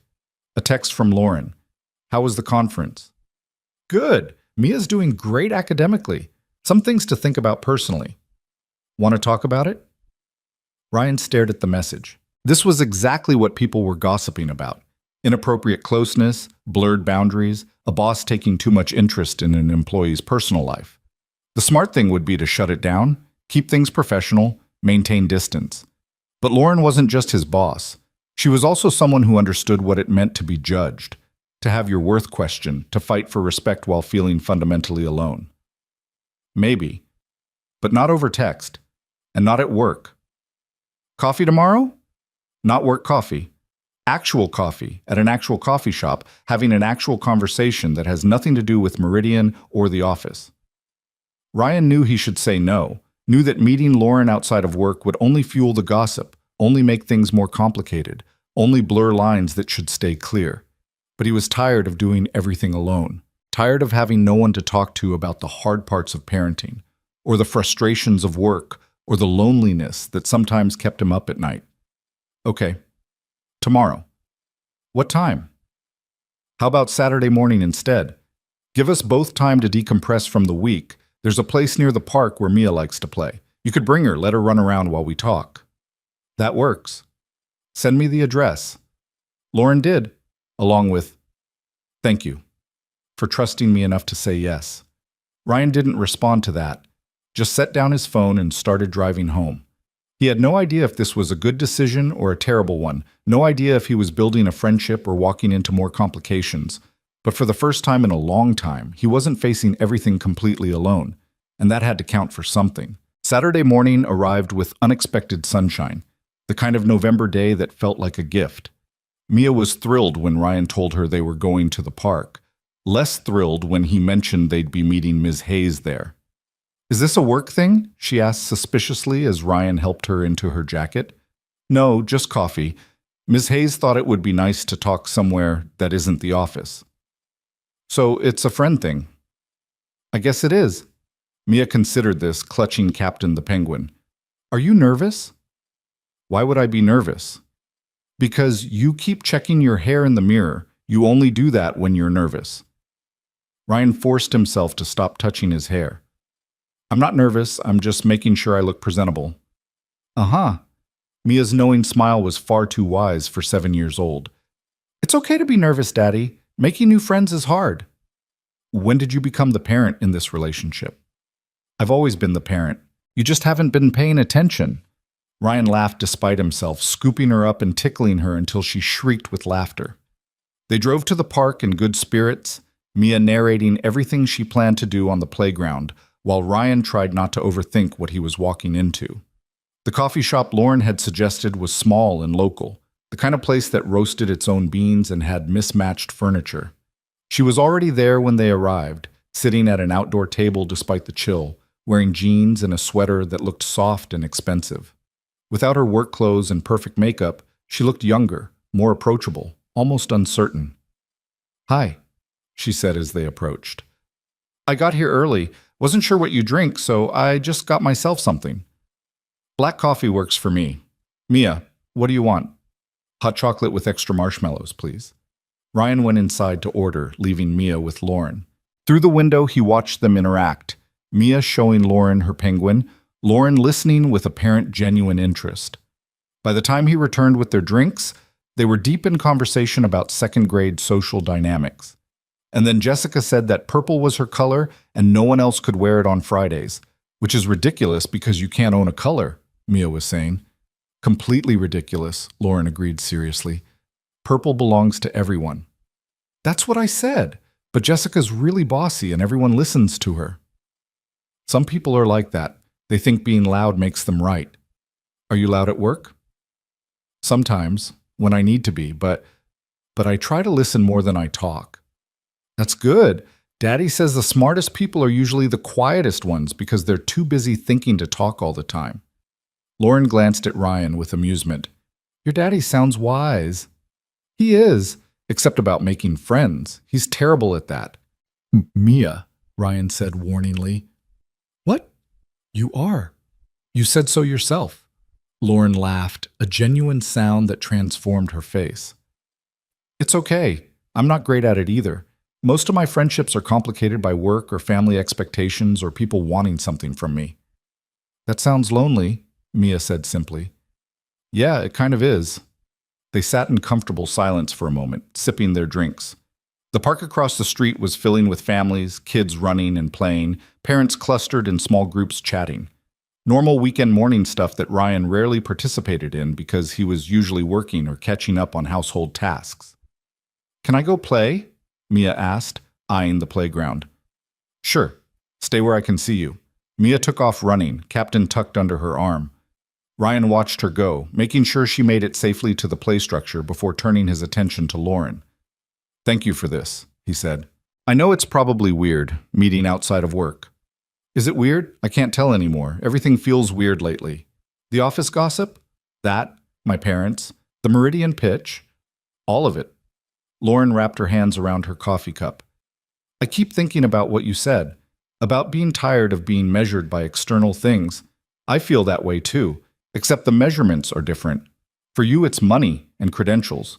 For me, it's whether I'm living up to my father's legacy, whether I'm making the right relationship choices, whether I'm successful enough to justify the opportunities I was born into. At least you had opportunities. True. But sometimes I wonder if having everything handed to you is its own kind of burden. I never had to prove I could survive on my own. I never had to make the hard choices you've made. Putting your daughter first, even when it meant sacrificing your own needs. Everything I have because of my last name. Ryan thought about this, about how privilege could feel like its own prison. The work you do is good, Lauren. You've earned your position, regardless of your name. Have I? Or have I just been good at not screwing up what my father built? You redesigned the entire creative division. You brought in new clients. You changed the culture to be more collaborative. That's not just maintaining, that's building. Lauren looked surprised. You pay attention to that stuff? Of course. You're my boss, and you're good at your job even when you doubt yourself. I doubt myself constantly. Every decision, every pitch, every hire, I'm always wondering if I'm good enough or if I'm just coasting on my father's reputation.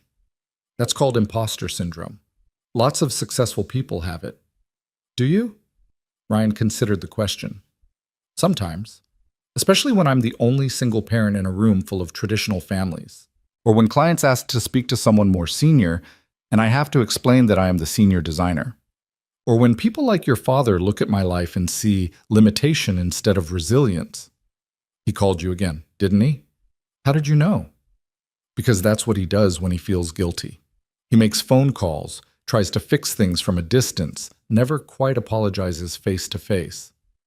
Lauren's expression tightened. What did he say? That he was proud of you for telling him the truth, that he's trying to be less judgmental, that he sees your value even when he doesn't show it well. He said all that? More or less. He also said I was good for you, which was presumptuous considering we're not actually together. Lauren was quiet for a moment, watching Mia navigate the monkey bars with determined concentration. What if we were, though? The question hung in the air between them, loaded with possibility and complication. Ryan's first instinct was to shut it down, to remind Lauren of all the reasons why that was a terrible idea. The office gossip, the power dynamics, the complexity it would add to both their lives. But looking at her now, vulnerable and uncertain in a way she never allowed herself to be at work, he found himself considering it differently. "We barely know each other," he said carefully. "Outside of work, I mean. We've had one disastrous dinner and one coffee date that's technically happening right now. So we'd be starting from scratch, getting to know each other as people, not as boss and employee. Except we can't separate those things entirely. You still sign my paychecks, you still control my career trajectory. That power imbalance doesn't disappear just because we're having coffee in a park. I know, and maybe that makes this impossible. Maybe I'm being selfish even suggesting it." Lauren set down her coffee cup. "But Ryan, I haven't felt this comfortable with someone in years. You don't want anything from me except honesty. You don't perform or posture or try to impress me. You just exist, fully yourself, and it's refreshing in ways I can't explain. I exist fully myself because I don't have the energy for anything else. Single parenthood doesn't leave room for performance." Exactly. "And I'm tired of performance, tired of pretending I have everything figured out, tired of being alone while surrounded by people who only see what they want from me." Ryan understood that feeling more than he wanted to admit. The loneliness of being constantly visible but never truly seen. The exhaustion of maintaining facades because showing vulnerability felt too risky.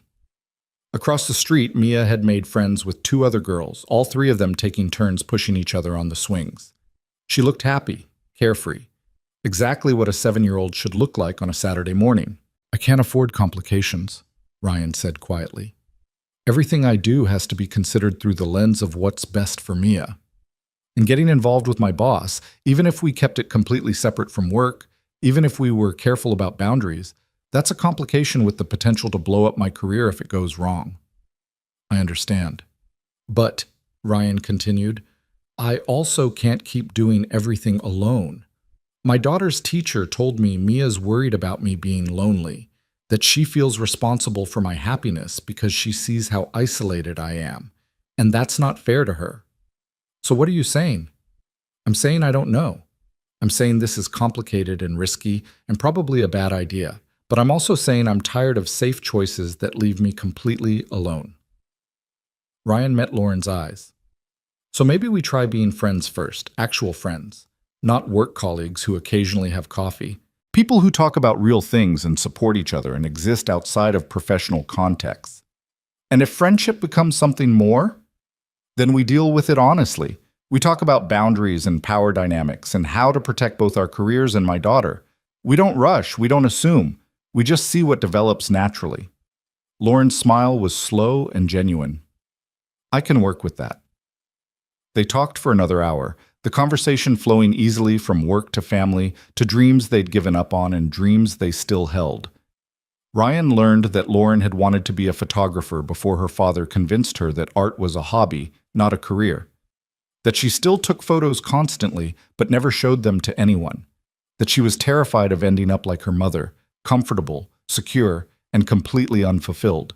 Lauren learned that Ryan had planned to travel after college, had dreams of backpacking through Europe and teaching English abroad. That meeting his ex-wife had derailed those plans.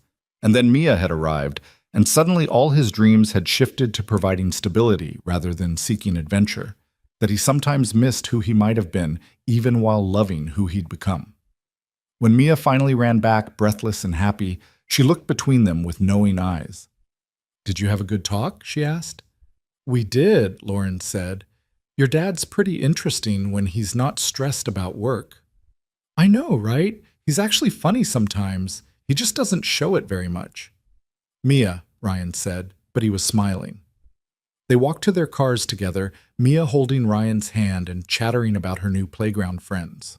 Lauren walked alongside them, close enough that their arms occasionally brushed, far enough to maintain casual distance.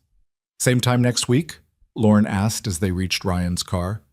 "Yeah, I'd like that." "Me too." Lauren crouched down to Mia's level.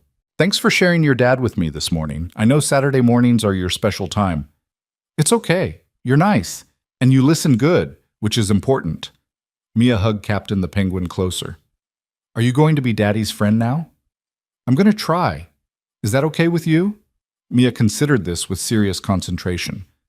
Only if you're a real friend, not a pretend one who just wants something from him. I promise I'm real. Cross my heart.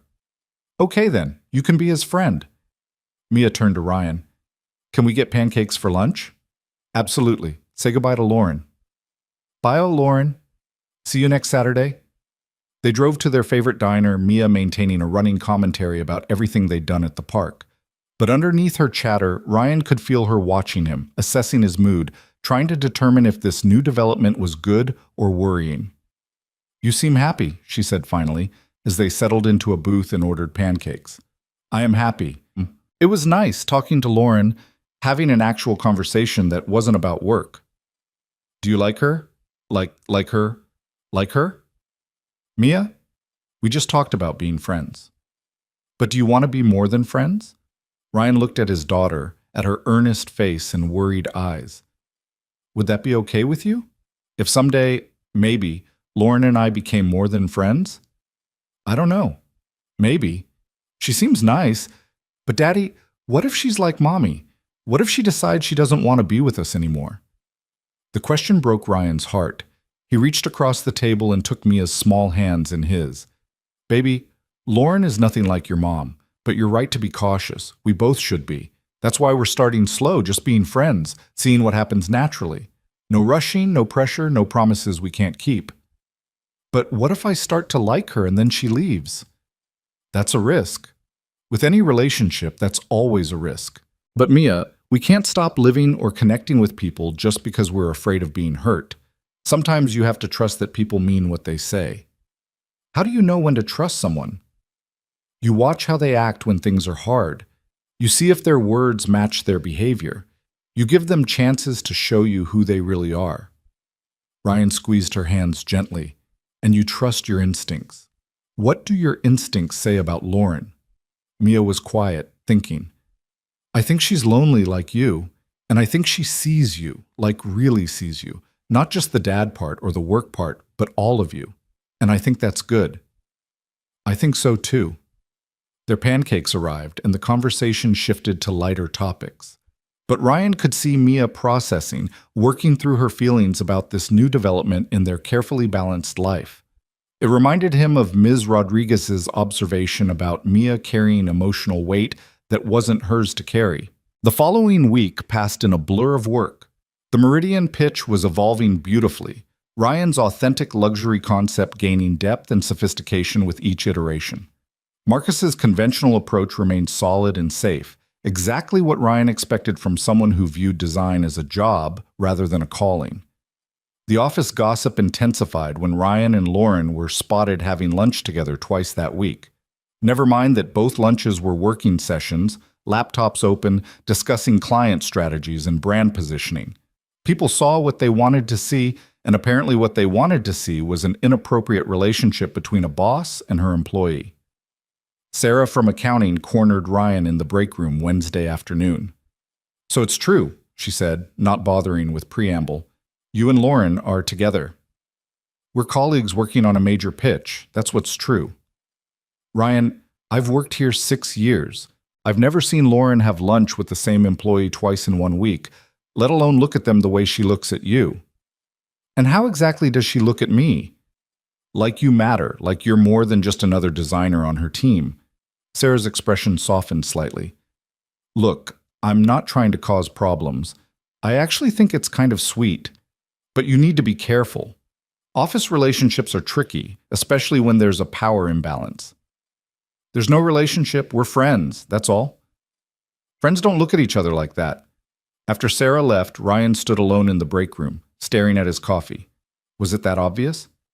Could everyone see something developing between him and Lauren, even when they were actively trying to keep things professional and casual? His phone buzzed. A text from Lauren. People are talking again. I know, Sarah just cornered me. This is getting complicated. Do you want to stop? The coffee meetings, the lunches, all of it? There was a long pause before Lauren responded.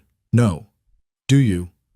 Ryan thought about Saturday mornings in the park, about actual conversations with someone who understood, about not facing everything alone. No, but we need to be smarter about it, more careful, Agreed. No more lunches at work. We keep things professional in the office. And outside the office? Outside the office, we're just two people getting to know each other. No one's business but ours. That Saturday, they met at a different park, farther from both their homes and the office. Lauren brought her camera, the expensive kind that suggested serious hobby rather than casual snapshots. While Mia played, Lauren photographed the morning light, the fall leaves, the candid moments of park life. "Can I see?" Ryan asked. Lauren hesitated, then handed him the camera. The images were stunning. Not technically perfect, but emotionally resonant. She captured moments between people, the tiny gestures that revealed relationship and feeling. A father teaching his daughter to ride a bike. An elderly couple sharing a bench. A teenager reading alone under a tree, lost in story. "These are beautiful," Ryan said. "Why don't you do anything with them?" "Like what?"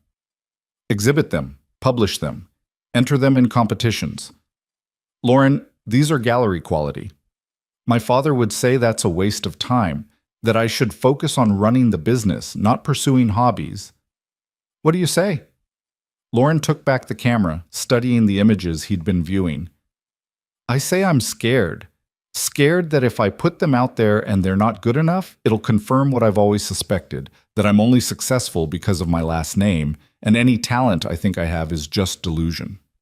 That's fear talking, not truth." "How do you know?" "Because I've seen your work. Not just these photos, but your design work, your creative direction, the way you shape projects and push people to do better. You have talent, Lauren, real talent, the kind that has nothing to do with your last name. You're biased. You like me. I'm objective. I've worked for enough people to know the difference between someone who inherited a position and someone who earned it."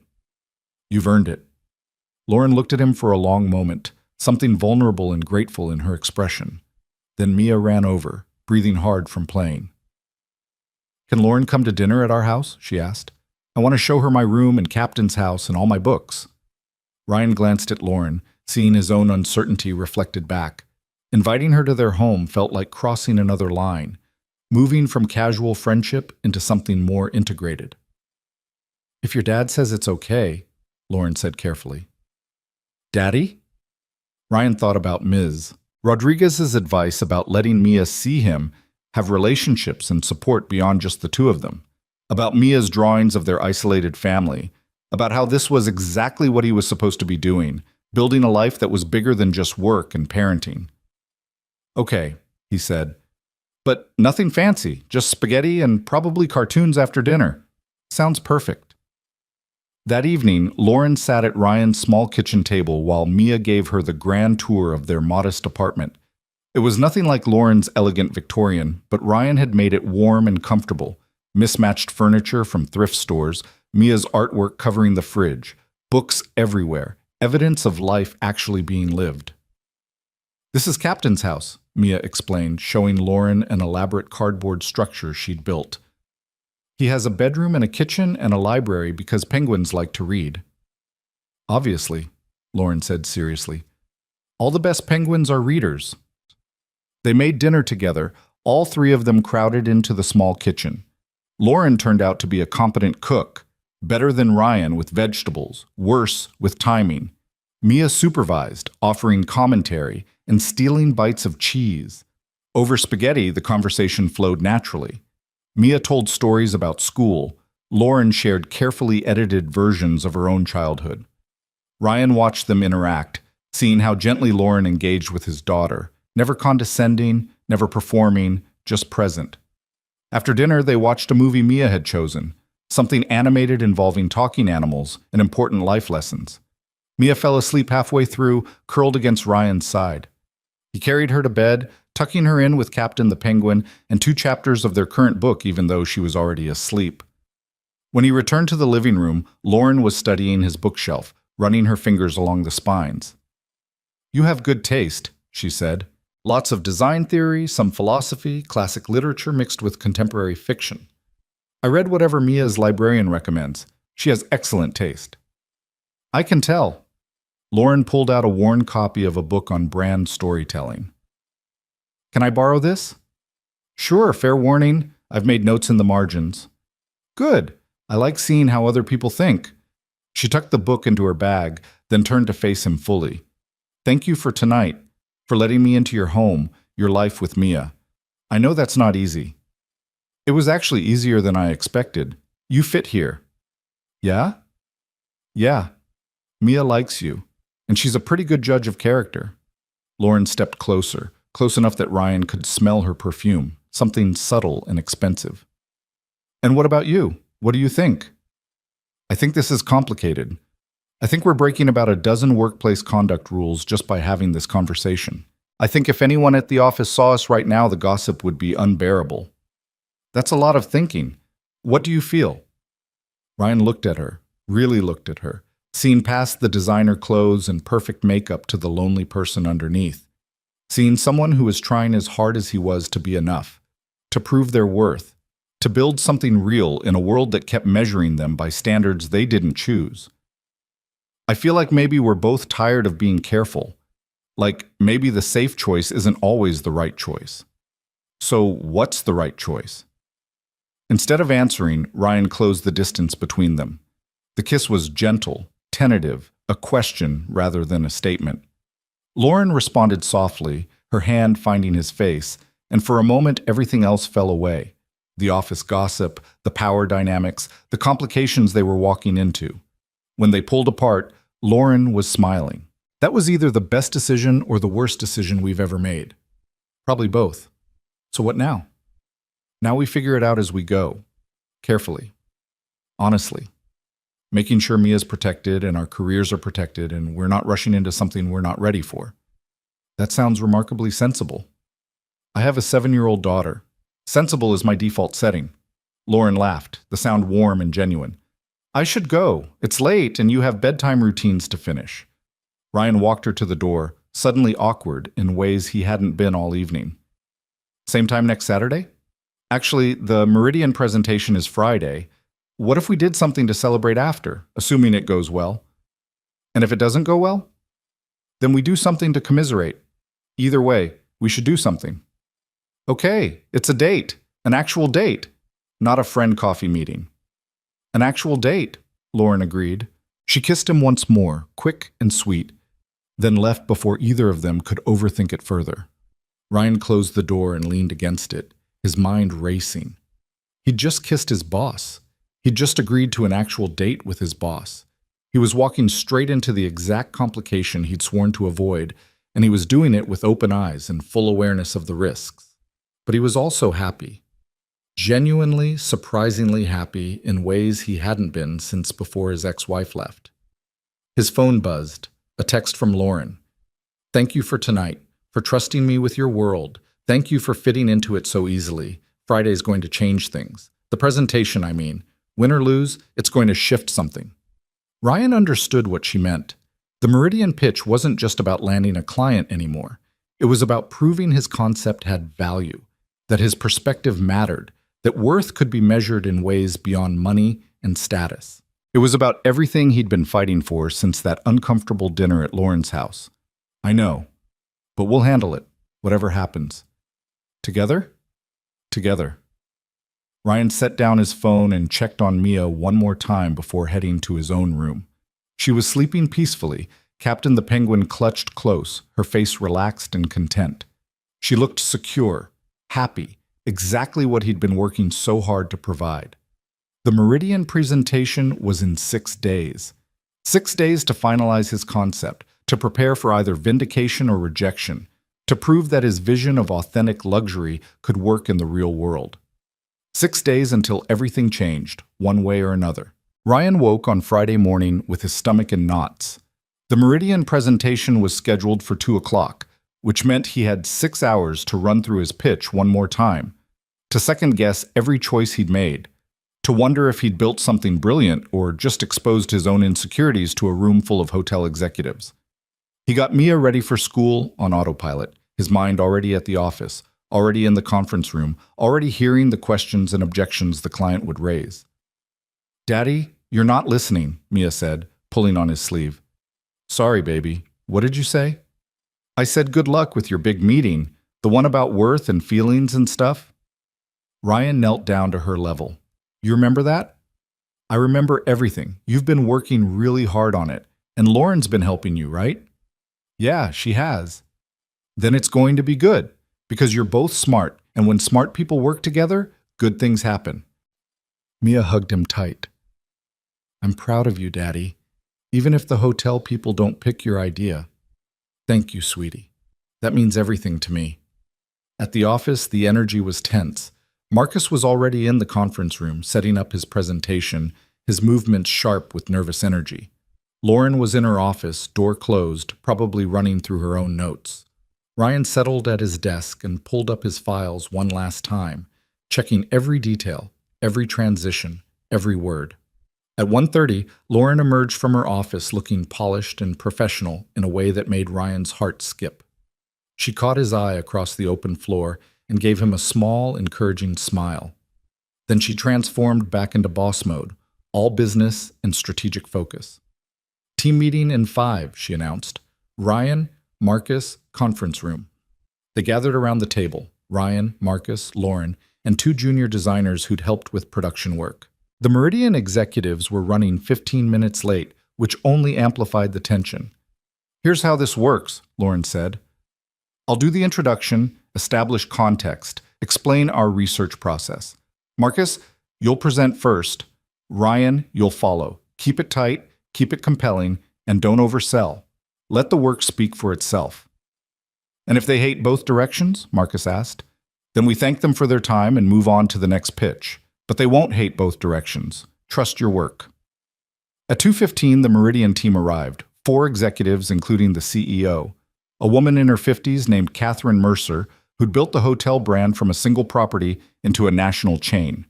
She had sharp eyes and an air of someone who suffered fools poorly. Lauren handled the introduction smoothly, establishing credibility and setting expectations. Then she turned the room over to Marcus. His presentation was exactly what Ryan expected: polished, professional, safe. Beautiful photography of luxury hotels, elegant typography, positioning that emphasized exclusivity and premium service. It was the kind of branding that could have been for any high-end hotel chain, which was both its strength and its fatal weakness. The Meridian executives nodded politely, asked a few technical questions, but Ryan could see they weren't excited. They were being professional, going through the motions, waiting for something to spark their interest. Then it was Ryan's turn. He'd rehearsed this presentation dozens of times, but standing in front of Catherine Mercer and her team, he felt every word carry extra weight. This wasn't just about winning a client. This was about validating a perspective, proving that worth could be measured differently. What makes a hotel luxury? Ryan began, not bothering with the usual preamble about research and strategy. We asked people that question. And you know what they didn't say? They didn't say thread count or marble bathrooms or Michelin-starred restaurants. They said feeling valued, feeling seen, feeling like the staff actually cared about their experience rather than performing service. He clicked to the next slide, a candid photograph of a hotel employee and guest laughing together, genuine connection evident in their body language. Meridian has an opportunity to redefine luxury for a generation that's tired of pretension. People who want quality, yes, but who value authenticity over performance. Who'd rather stay somewhere that treats them like people than somewhere that treats them like status symbols. Ryan walked them through his entire concept. The visual identity built around real moments rather than staged luxury, the verbal positioning that emphasized human connection, the guest experience touchpoints designed to make people feel seen rather than impressed. With each element, he watched the room's energy shift. Catherine Mercer leaned forward. The other executives started taking notes. Worth isn't worn, it's felt, Ryan said, returning to his opening tagline. That's not just a marketing message. It's a philosophy. It's saying that Meridian values guests for who they are, not what they can afford. That true luxury is being recognized, respected, and genuinely cared for. When he finished, there was a moment of silence. Ryan's heart pounded. Then Catherine Mercer spoke. How long have you been working on this concept? About 3 weeks, intensively, but honestly, the thinking behind it has been developing for longer than that. It shows. This is the most thoughtful hotel branding I've seen in a decade. She looked at her team. Questions? They had plenty about implementation, about budget, about how to train staff to deliver on the brand promise. But the questions were engaged, excited, the kind that suggested they were already imagining how it could work rather than looking for reasons to reject it. After 40 minutes of discussion, Catherine stood.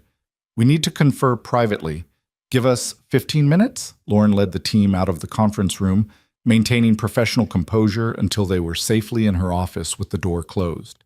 Then she turned to Ryan with undisguised excitement. "That was incredible. Did you see their faces? They loved it." "They had a lot of questions," Marcus said sourly. "Doesn't mean they'll choose it. Those were implementation questions, not objection questions. There's a difference." Lauren was practically glowing. "Ryan, you just nailed the most important pitch of the quarter. We don't know that yet. They could still choose Marcus's direction." "They won't." Marcus's expression darkened. "Thanks for the vote of confidence. Marcus, your work was solid, professional, and well executed. But Ryan's work was transformative. It challenged their assumptions and gave them a completely new way to think about their brand. That's what wins clients." Before Marcus could respond, Lauren's assistant knocked. "They're ready for you." Back in the conference room, Catherine Mercer was smiling. That was a good sign. "We've made a decision," she said. "We want the authentic luxury direction. All of it. The visual identity, the positioning, the guest experience philosophy, everything Ryan presented." Relief and vindication flooded through Ryan in equal measure. Beside him, Lauren squeezed his hand under the table, a brief touch of congratulation that no one else saw. "There is one condition," Catherine continued. "We want Ryan to lead the implementation. Not just design the system, but help us roll it out, train our staff on the philosophy, ensure the brand promise translates to actual guest experience, which means we need him available for the next 6 months, probably more involved than a typical consulting relationship." Lauren didn't hesitate. "Done. Ryan will be your dedicated resource throughout implementation, whatever you need." They spent another hour discussing logistics, timelines, budget. By the time the Meridian team left, it was after 5. Lauren called an impromptu team meeting to announce the win, graciously crediting the entire team while making it clear that Ryan's vision had carried the day. Marcus left immediately, not bothering to hide his resentment. Several other designers came by Ryan's desk to congratulate him, their reactions ranging from genuine happiness to thinly veiled jealousy. Ryan accepted it all with as much grace as he could manage, deflecting praise and emphasizing team effort even when everyone knew this win was primarily his. By 6, the office had mostly cleared out. Ryan was packing up his things when Lauren appeared at his desk. "You left before we could celebrate properly," she said. "I have to pick up Mia. Her after-school program ends at 6:30. What if I came with you? We could pick her up together, grab pizza, actually celebrate this win with the people who matter most." Ryan looked at her, seeing the hope in her expression, the desire to be included in his real life beyond work context. "You know that's going to complicate things even more, right? If people see us together outside of work, picking up my daughter, acting like a couple, let them see. I'm tired of hiding, tired of pretending we're just colleagues when we're clearly becoming something more. Lauren, we kissed once. We've had a few coffee dates. That doesn't make us a couple. Then what does it make us?" Ryan thought about the past few weeks. The dinner at her house that started everything. The uncomfortable conversations and careful boundaries. The gradual shift from professional distance to genuine friendship to something deeper and more complicated. "It makes us two people figuring things out," he said finally. "Two people who care about each other but haven't quite defined what that means yet. So let's start defining it. Let's stop being so careful and just see what happens when we're honest about what we want." "And what do you want?" "You, Mia. This life you've built that's messy and complicated and real. I want to be part of it, if you'll let me." Ryan's phone alarm went off. His reminder to leave for Mia's pickup. He silenced it, buying himself a few more seconds to think. "Okay," he said.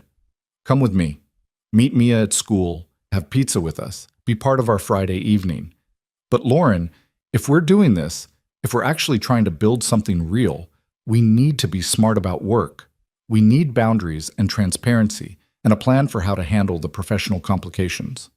"Agreed. We'll figure it out. Together." They drove separately to Mia's school, Ryan arriving first. He waited outside the after-school program room, watching through the window as Mia played chess with one of the counselors.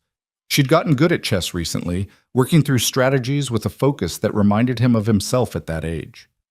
When Lauren arrived, she stood beside him, following his gaze. "She's beautiful," Lauren said quietly.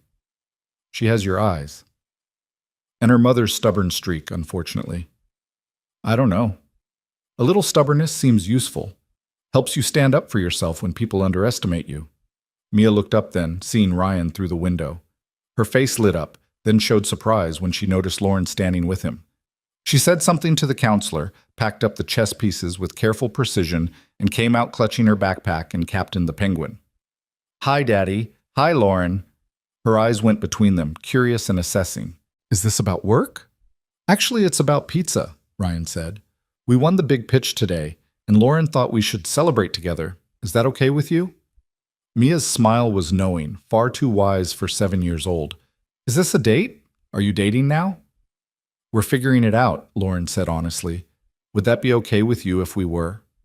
"I guess, as long as you don't act all weird and gross like people do in movies." "We'll try to keep the weird and gross to a minimum," Ryan promised. They went to Mia's favorite pizza place, a local spot with checkered tablecloths and a jukebox that still played actual records. Mia dominated the conversation, telling Lauren about her day, showing her captain's new outfit, a tiny scarf she'd made from a sock, and generally testing how Lauren interacted with her outside of the controlled environments of parks and their apartment. Lauren passed the test beautifully.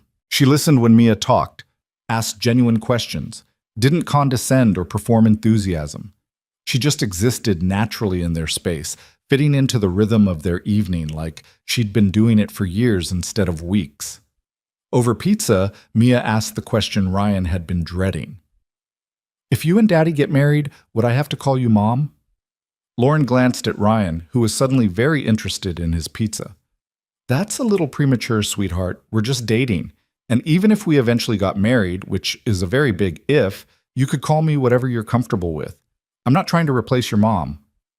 "Good, because I don't want a mom. I have Daddy, and that's enough." Mia took a bite of pizza, chewed thoughtfully. "But I wouldn't mind having Lauren, like, as a person in our family, not as a mom, just as Lauren." "I'd be honored to be Lauren in your family," Lauren said, her voice slightly unsteady. After dinner, they walked to a nearby ice cream shop despite the November cold. Mia got her usual 2 scoops, Ryan got coffee ice cream, and Lauren tried some adventurous flavor involving lavender and honey that she immediately regretted. "That's disgusting," she said, offering Ryan a taste. "Then why did you get it?" "Because I wanted to try something different. Isn't that the whole point of tonight? Trying new things, seeing what works?" "Fair point." Ryan tried the ice cream, made a face. "Yeah, that's terrible. Want to trade? You'd give me your coffee ice cream?" "I can get coffee ice cream anytime. Watching you eat something you hate for the next 15 minutes would be cruel." They traded, and something about the simple gesture felt significant. Sharing ice cream, making small sacrifices for each other's comfort, existing in the kind of easy intimacy that suggested a real relationship rather than just an idea of one. Walking back to their cars, Mia between them holding both their hands, Ryan felt something shift. This wasn't just possibility anymore. This was real, present, happening. They were becoming a family unit, testing how they fit together, seeing if the pieces aligned. "I should go," Lauren said when they reached her car. "Let you guys have your evening routine." "Actually," Ryan heard himself say, "why don't you come over? For a little while. Mia has homework and I have some emails to catch up on, but you could just hang out, see what normal Friday nights look like in our world." "Are you sure?" "I'm sure. If you want to, I mean, no pressure." "I want to." Back at the apartment, Mia settled at the kitchen table with her homework while Ryan and Lauren sat on the couch, laptops open, working in comfortable silence. It was mundane, domestic, completely ordinary, and somehow that ordinariness felt more intimate than any grand gesture could have been. Around 8:30, Ryan started Mia's bedtime routine: bath, pajamas, teeth brushing. Lauren stayed on the couch, giving them space but remaining present. When Mia was ready for bed, she appeared in the living room in her favorite pajamas, Captain the Penguin under one arm. "Will you read with us?" she asked Lauren. Lauren looked at Ryan, checking if this was okay. He nodded. They all piled onto Mia's bed, Ryan on one side, Lauren on the other, Mia in the middle with Captain.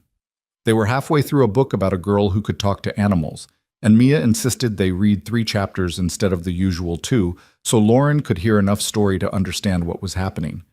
By the 3rd chapter, Mia was yawning, her eyes drooping. Ryan finished the chapter and closed the book. "All right, baby, time for sleep." "Okay." Mia hugged Captain close, then looked at Lauren. "Thank you for reading with us, and for celebrating Daddy's big win, and for being nice." "Thank you for letting me be part of your evening," Lauren said. "You can be part of more evenings, if you want." "I'd like that very much."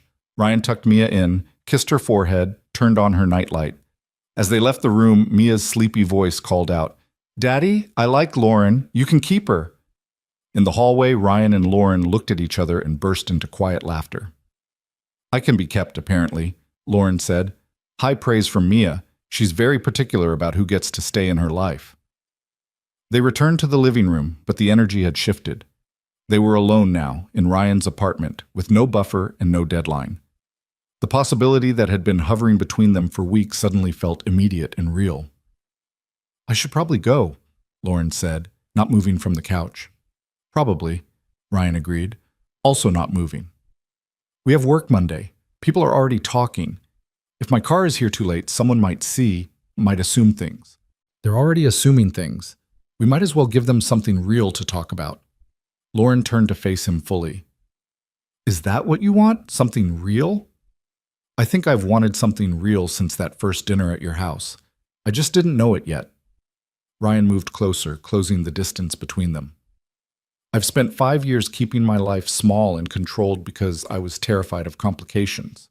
Terrified of getting hurt, of Mia getting hurt, of letting anyone in who might leave. But Lauren, you're already in. You're already part of our life. And I don't want to keep pretending that's just friendship or just work or just anything except what it actually is." "Which is what?" "The beginning of something that could be really important, if we're brave enough to let it be." Lauren kissed him then, not tentative like the first time, but sure and certain. Ryan pulled her closer, 5 years of loneliness and caution falling away in the simple act of letting someone in. When they finally pulled apart, Lauren was smiling. "So we're doing this. Actually doing this. We're doing this, but carefully. With boundaries at work, transparency with Mia, honest conversations about what we need and what scares us." "That sounds mature and sensible." "I have a 7-year-old daughter. Mature and sensible is my brand." "Speaking of work," Lauren shifted slightly, "we need to address the office situation. The gossip, the favoritism, concerns, all of it." "I know, I've been thinking about that." "And?" "And I think we need to be transparent, not broadcast our relationship, but not hide it either. Make it clear that we're together, that it started after the Meridian pitch was already in motion, and that professional decisions will continue to be based on merit, not relationship status. People will still talk. People always talk. But if we're honest about it, if we maintain professional boundaries at work and deliver excellent results, eventually the talk will die down. Or we'll stop caring, either way." Lauren was quiet for a moment, thinking. "There's another option. I could step back from direct management of your projects, still oversee the division, but have someone else handle your day-to-day supervision. Removes the direct power dynamic." "That feels like letting the gossip win. Or it feels like being strategic about protecting both our careers and our relationship. Ryan, I don't want you to ever wonder if opportunities come to you because of your talent or because you're sleeping with the boss. And I don't want people to dismiss your achievements because they assume favoritism." Ryan understood her point, even as it frustrated him. "So we're back to being careful, keeping distance, pretending we're not what we are." "No, we're being smart. There's a difference." Lauren took his hand. "At work, I'm your boss, and you're my employee, see? And we maintain professional boundaries. Outside of work, we're 2 people building a relationship. We keep those spaces separate, and we're honest with everyone about what we're doing. That's not hiding. That's just being adults about a complicated situation." "You're right. I know you're right. I just hate that it has to be this complicated." "Everything worthwhile is complicated. But Ryan, you're worth the complication. This is worth the complication. They talked for another hour, working through logistics and boundaries and all the practical considerations of dating while working together. By the time Lauren finally left, well after 10, they had a plan. Not a perfect plan, but a thoughtful one that protected their careers while allowing their relationship to develop naturally. Ryan lay in bed that night, exhausted but unable to sleep, his mind racing through everything that had happened. 3 weeks ago, he'd been living his carefully controlled life, keeping his world small and manageable. Now he was dating his boss, integrating her into his life with Mia, preparing to navigate office politics and relationship dynamics simultaneously. It was terrifying. It was also exhilarating. His phone buzzed. A text from Lauren. "Thank you for tonight, for letting me in, for trusting me with your world. Thank you for fitting into it so perfectly, and for not running when you saw how complicated it is. Complication doesn't scare me. Loneliness does. And I'm tired of being lonely." "Me too. See you Monday?" "See you Monday." Monday morning, the office was buzzing with news of the Meridian win. Ryan arrived to find congratulations from colleagues, questions about implementation timelines, and barely concealed curiosity about his relationship with Lauren. He handled it all with professional courtesy, deflecting personal questions while staying open about professional ones. Lauren called an all-hands meeting at 10 to announce both the Meridian win and some organizational changes. Ryan's stomach tightened, wondering what she was about to say. "Effective immediately," Lauren announced. "I'm restructuring our project management approach. To avoid any conflicts of interest and ensure fairness and opportunity distribution, senior designers will now report to department heads rather than directly to me. This will allow me to oversee strategy and division growth while ensuring that project assignments and performance reviews are handled objectively." The room absorbed this news with varying reactions. Marcus looked smug, probably assuming this was a response to the favoritism gossip. Others looked confused or concerned about what the change meant for their careers. "This isn't about any specific person or situation," Lauren continued, reading the room accurately. "This is about scaling our operations as we grow. We've been successful, which means we need more structure, more delegation, more clear lines of reporting and responsibility."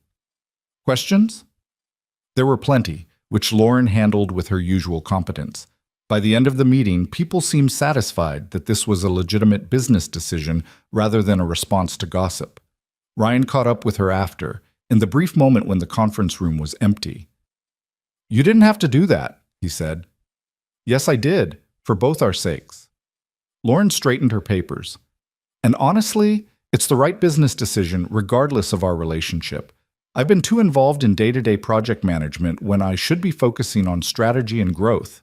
People are going to assume this is about us anyway. Let them. We know the truth. That's what matters." Over the following weeks, their new normal took shape.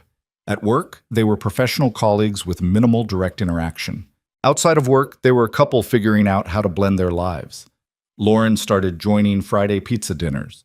Ryan met some of Lauren's friends, carefully vetted people who saw her as more than just Richard Hayes' daughter.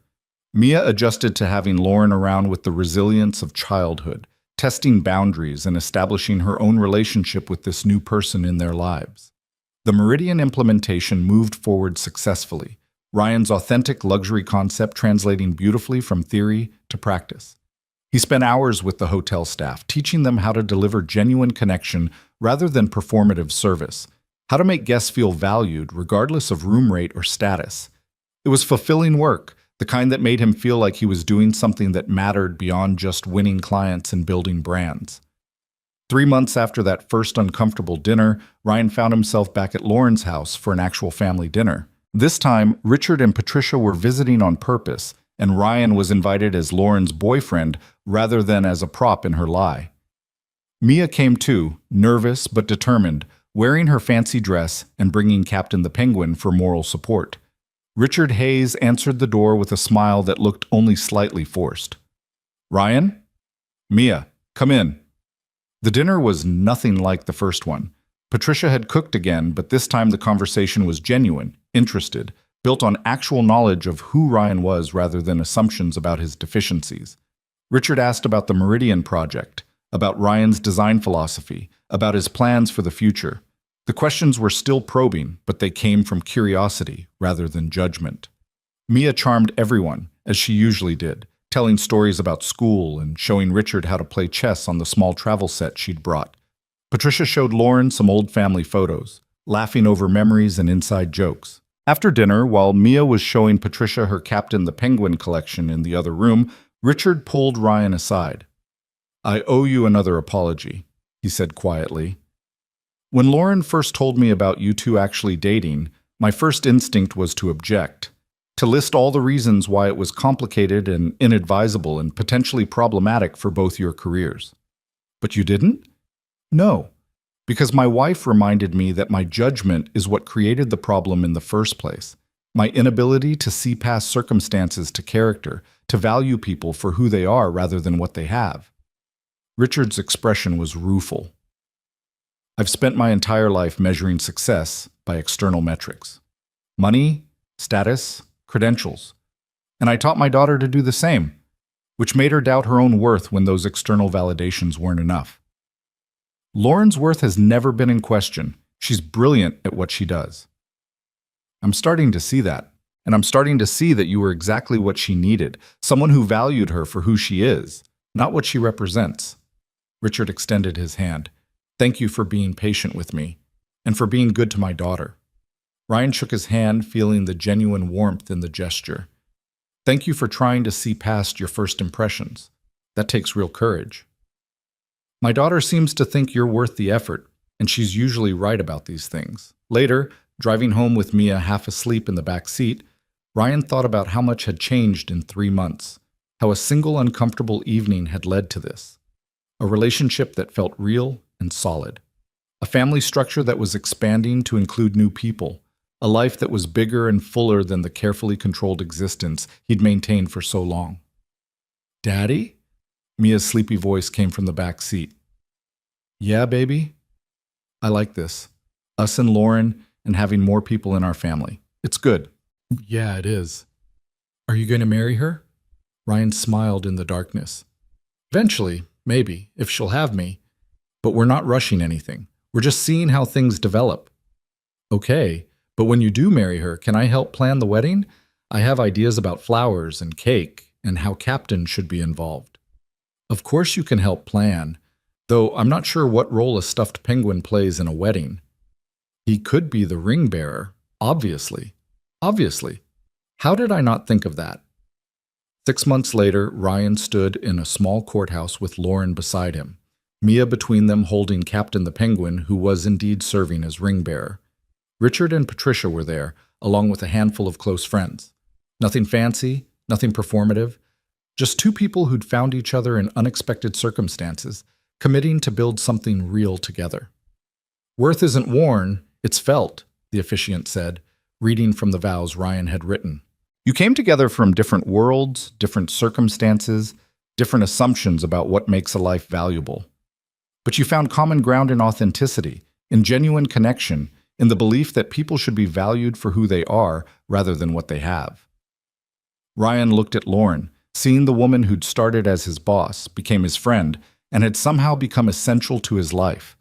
Seeing someone who understood what it meant to be judged and found wanting, who'd fought alongside him to prove that worth was internal rather than external. "I promise to see you," he said, speaking his vows. "Not the role you play, or the expectations you carry, but the real person underneath. I promise to value you for who you are, not what you represent. And I promise to build with you a life that measures success by love and honesty rather than status and performance." Lauren's eyes were bright with tears. "I promise to be present. Not perfect, not performing, just here, showing up every day as myself.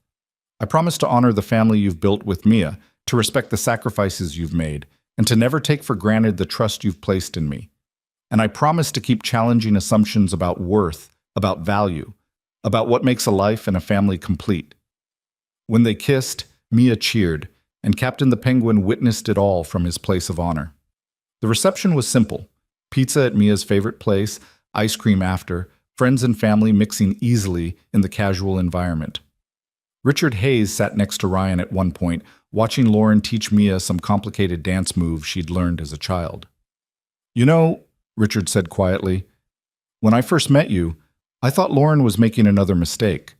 Dating an employee, someone without the background or resources I thought she needed. I was completely wrong. We all make mistakes. It's what we do after that matters. Wise words. You're good for her, Ryan. You make her brave enough to be herself. She makes me brave enough to let people in. I'd say we're even. As the evening wound down and guests started leaving, Ryan found himself standing with his new family, Lauren, Mia, even Richard and Patricia, who'd softened considerably over the months of getting to know him. They were an unlikely group, brought together by a lie that had accidentally revealed deeper truths. Daddy? Mia tugged on his sleeve. Can we take a family picture? All of us together? They posed in front of the pizza place, crowding together for the camera. Lauren's camera, actually, the expensive one she'd finally started using professionally. She'd had a small exhibition of her photography last month, had sold several pieces, was starting to build a reputation separate from her father's legacy. Ryan had been right there beside her, watching her prove her own worth on her own terms. The picture captured them all, Ryan and Lauren with their arms around each other, Mia in front holding Captain, Richard and Patricia on either side, everyone smiling genuinely. Not performing happiness, but actually feeling it. Later that night, after Mia was asleep and the apartment was quiet, Ryan and Lauren sat on the couch together, exhausted, but content. We did it, Lauren said. We actually pulled off this complicated, messy, improbable relationship. We did, though I'm not sure pulled off is the right phrase. We're still figuring it out every day. True, but that's the good part, isn't it? The figuring out. The building something real rather than just accepting what we thought we were supposed to want. Ryan thought about his carefully controlled life from a year ago, about how he'd believed that keeping things simple and manageable was the same as being safe, about how one uncomfortable dinner had blown his entire worldview apart and rebuilt it into something better. You know what I realized? He said. That dinner at your house when you introduced me as your boyfriend, and I went along with it. I was angry at first. Felt used and manipulated and put in an impossible position. You had every right to be angry. But looking back, I think part of me wanted to be that person. Your boyfriend. Someone who belonged at your table, who fit into your life. I just didn't know it yet. Ryan pulled Lauren closer. You didn't trap me into anything. You just gave me permission to want something I'd been denying myself. Connection? Connection. Complication. A life that was bigger than just work and parenting. You gave me permission to be more than just Mia's dad or just the designer at Hayes & Associates. You saw all of me, even the parts I was hiding from myself. That works both ways. You saw past my last name, past the privileges and pressures, to the person underneath. You made me brave enough to try being that person instead of the version everyone expected. They sat in comfortable silence, watching the city lights through the window. Somewhere down the hall, Mia slept peacefully, secure in the knowledge that her family had expanded in good ways. Tomorrow they'd go back to navigating work politics and parenting challenges and all the ordinary complications of building a life together. But tonight, they were just two people who'd found each other in unexpected circumstances, who'd chosen authenticity over pretense, who'd proven that worth really wasn't worn, but felt. Hey, Lauren, Ryan said quietly. Yeah? Thank you. For that first dinner, for the lie that started everything, for being brave enough to let me see you. Thank you for changing my life. Thank you for letting me into yours, for trusting me with Mia, with your carefully protected world. Thank you for showing me that taking risks on people is how you build something real. Outside, the city continued its endless rhythm. Inside, a new family settled into their first night together, built not on performance or pretense, but on genuine connection, honest vulnerability, and the radical belief that people were worth more than any external measure could capture. It had started with a lie, but it had become the truest thing in both their lives. And that, Ryan thought as he held his wife close, was worth every complication, every risk, every moment of uncertainty they'd navigated to get here. Worth wasn't worn, it was felt. And he felt it now, bone deep and undeniable, in the warmth of Lauren beside him, in the sound of Mia's peaceful breathing down the hall, in the life they'd built together from honesty and courage and the refusal to accept other people's definitions of value. They'd proven their worth. not to Richard Hayes or the office gossips or anyone else who judged them. They'd proven it to themselves in the only way that really mattered, by choosing each other, by showing up, by building something real in a world that often prioritized appearance over substance. And in the end, that was the most valuable thing of all.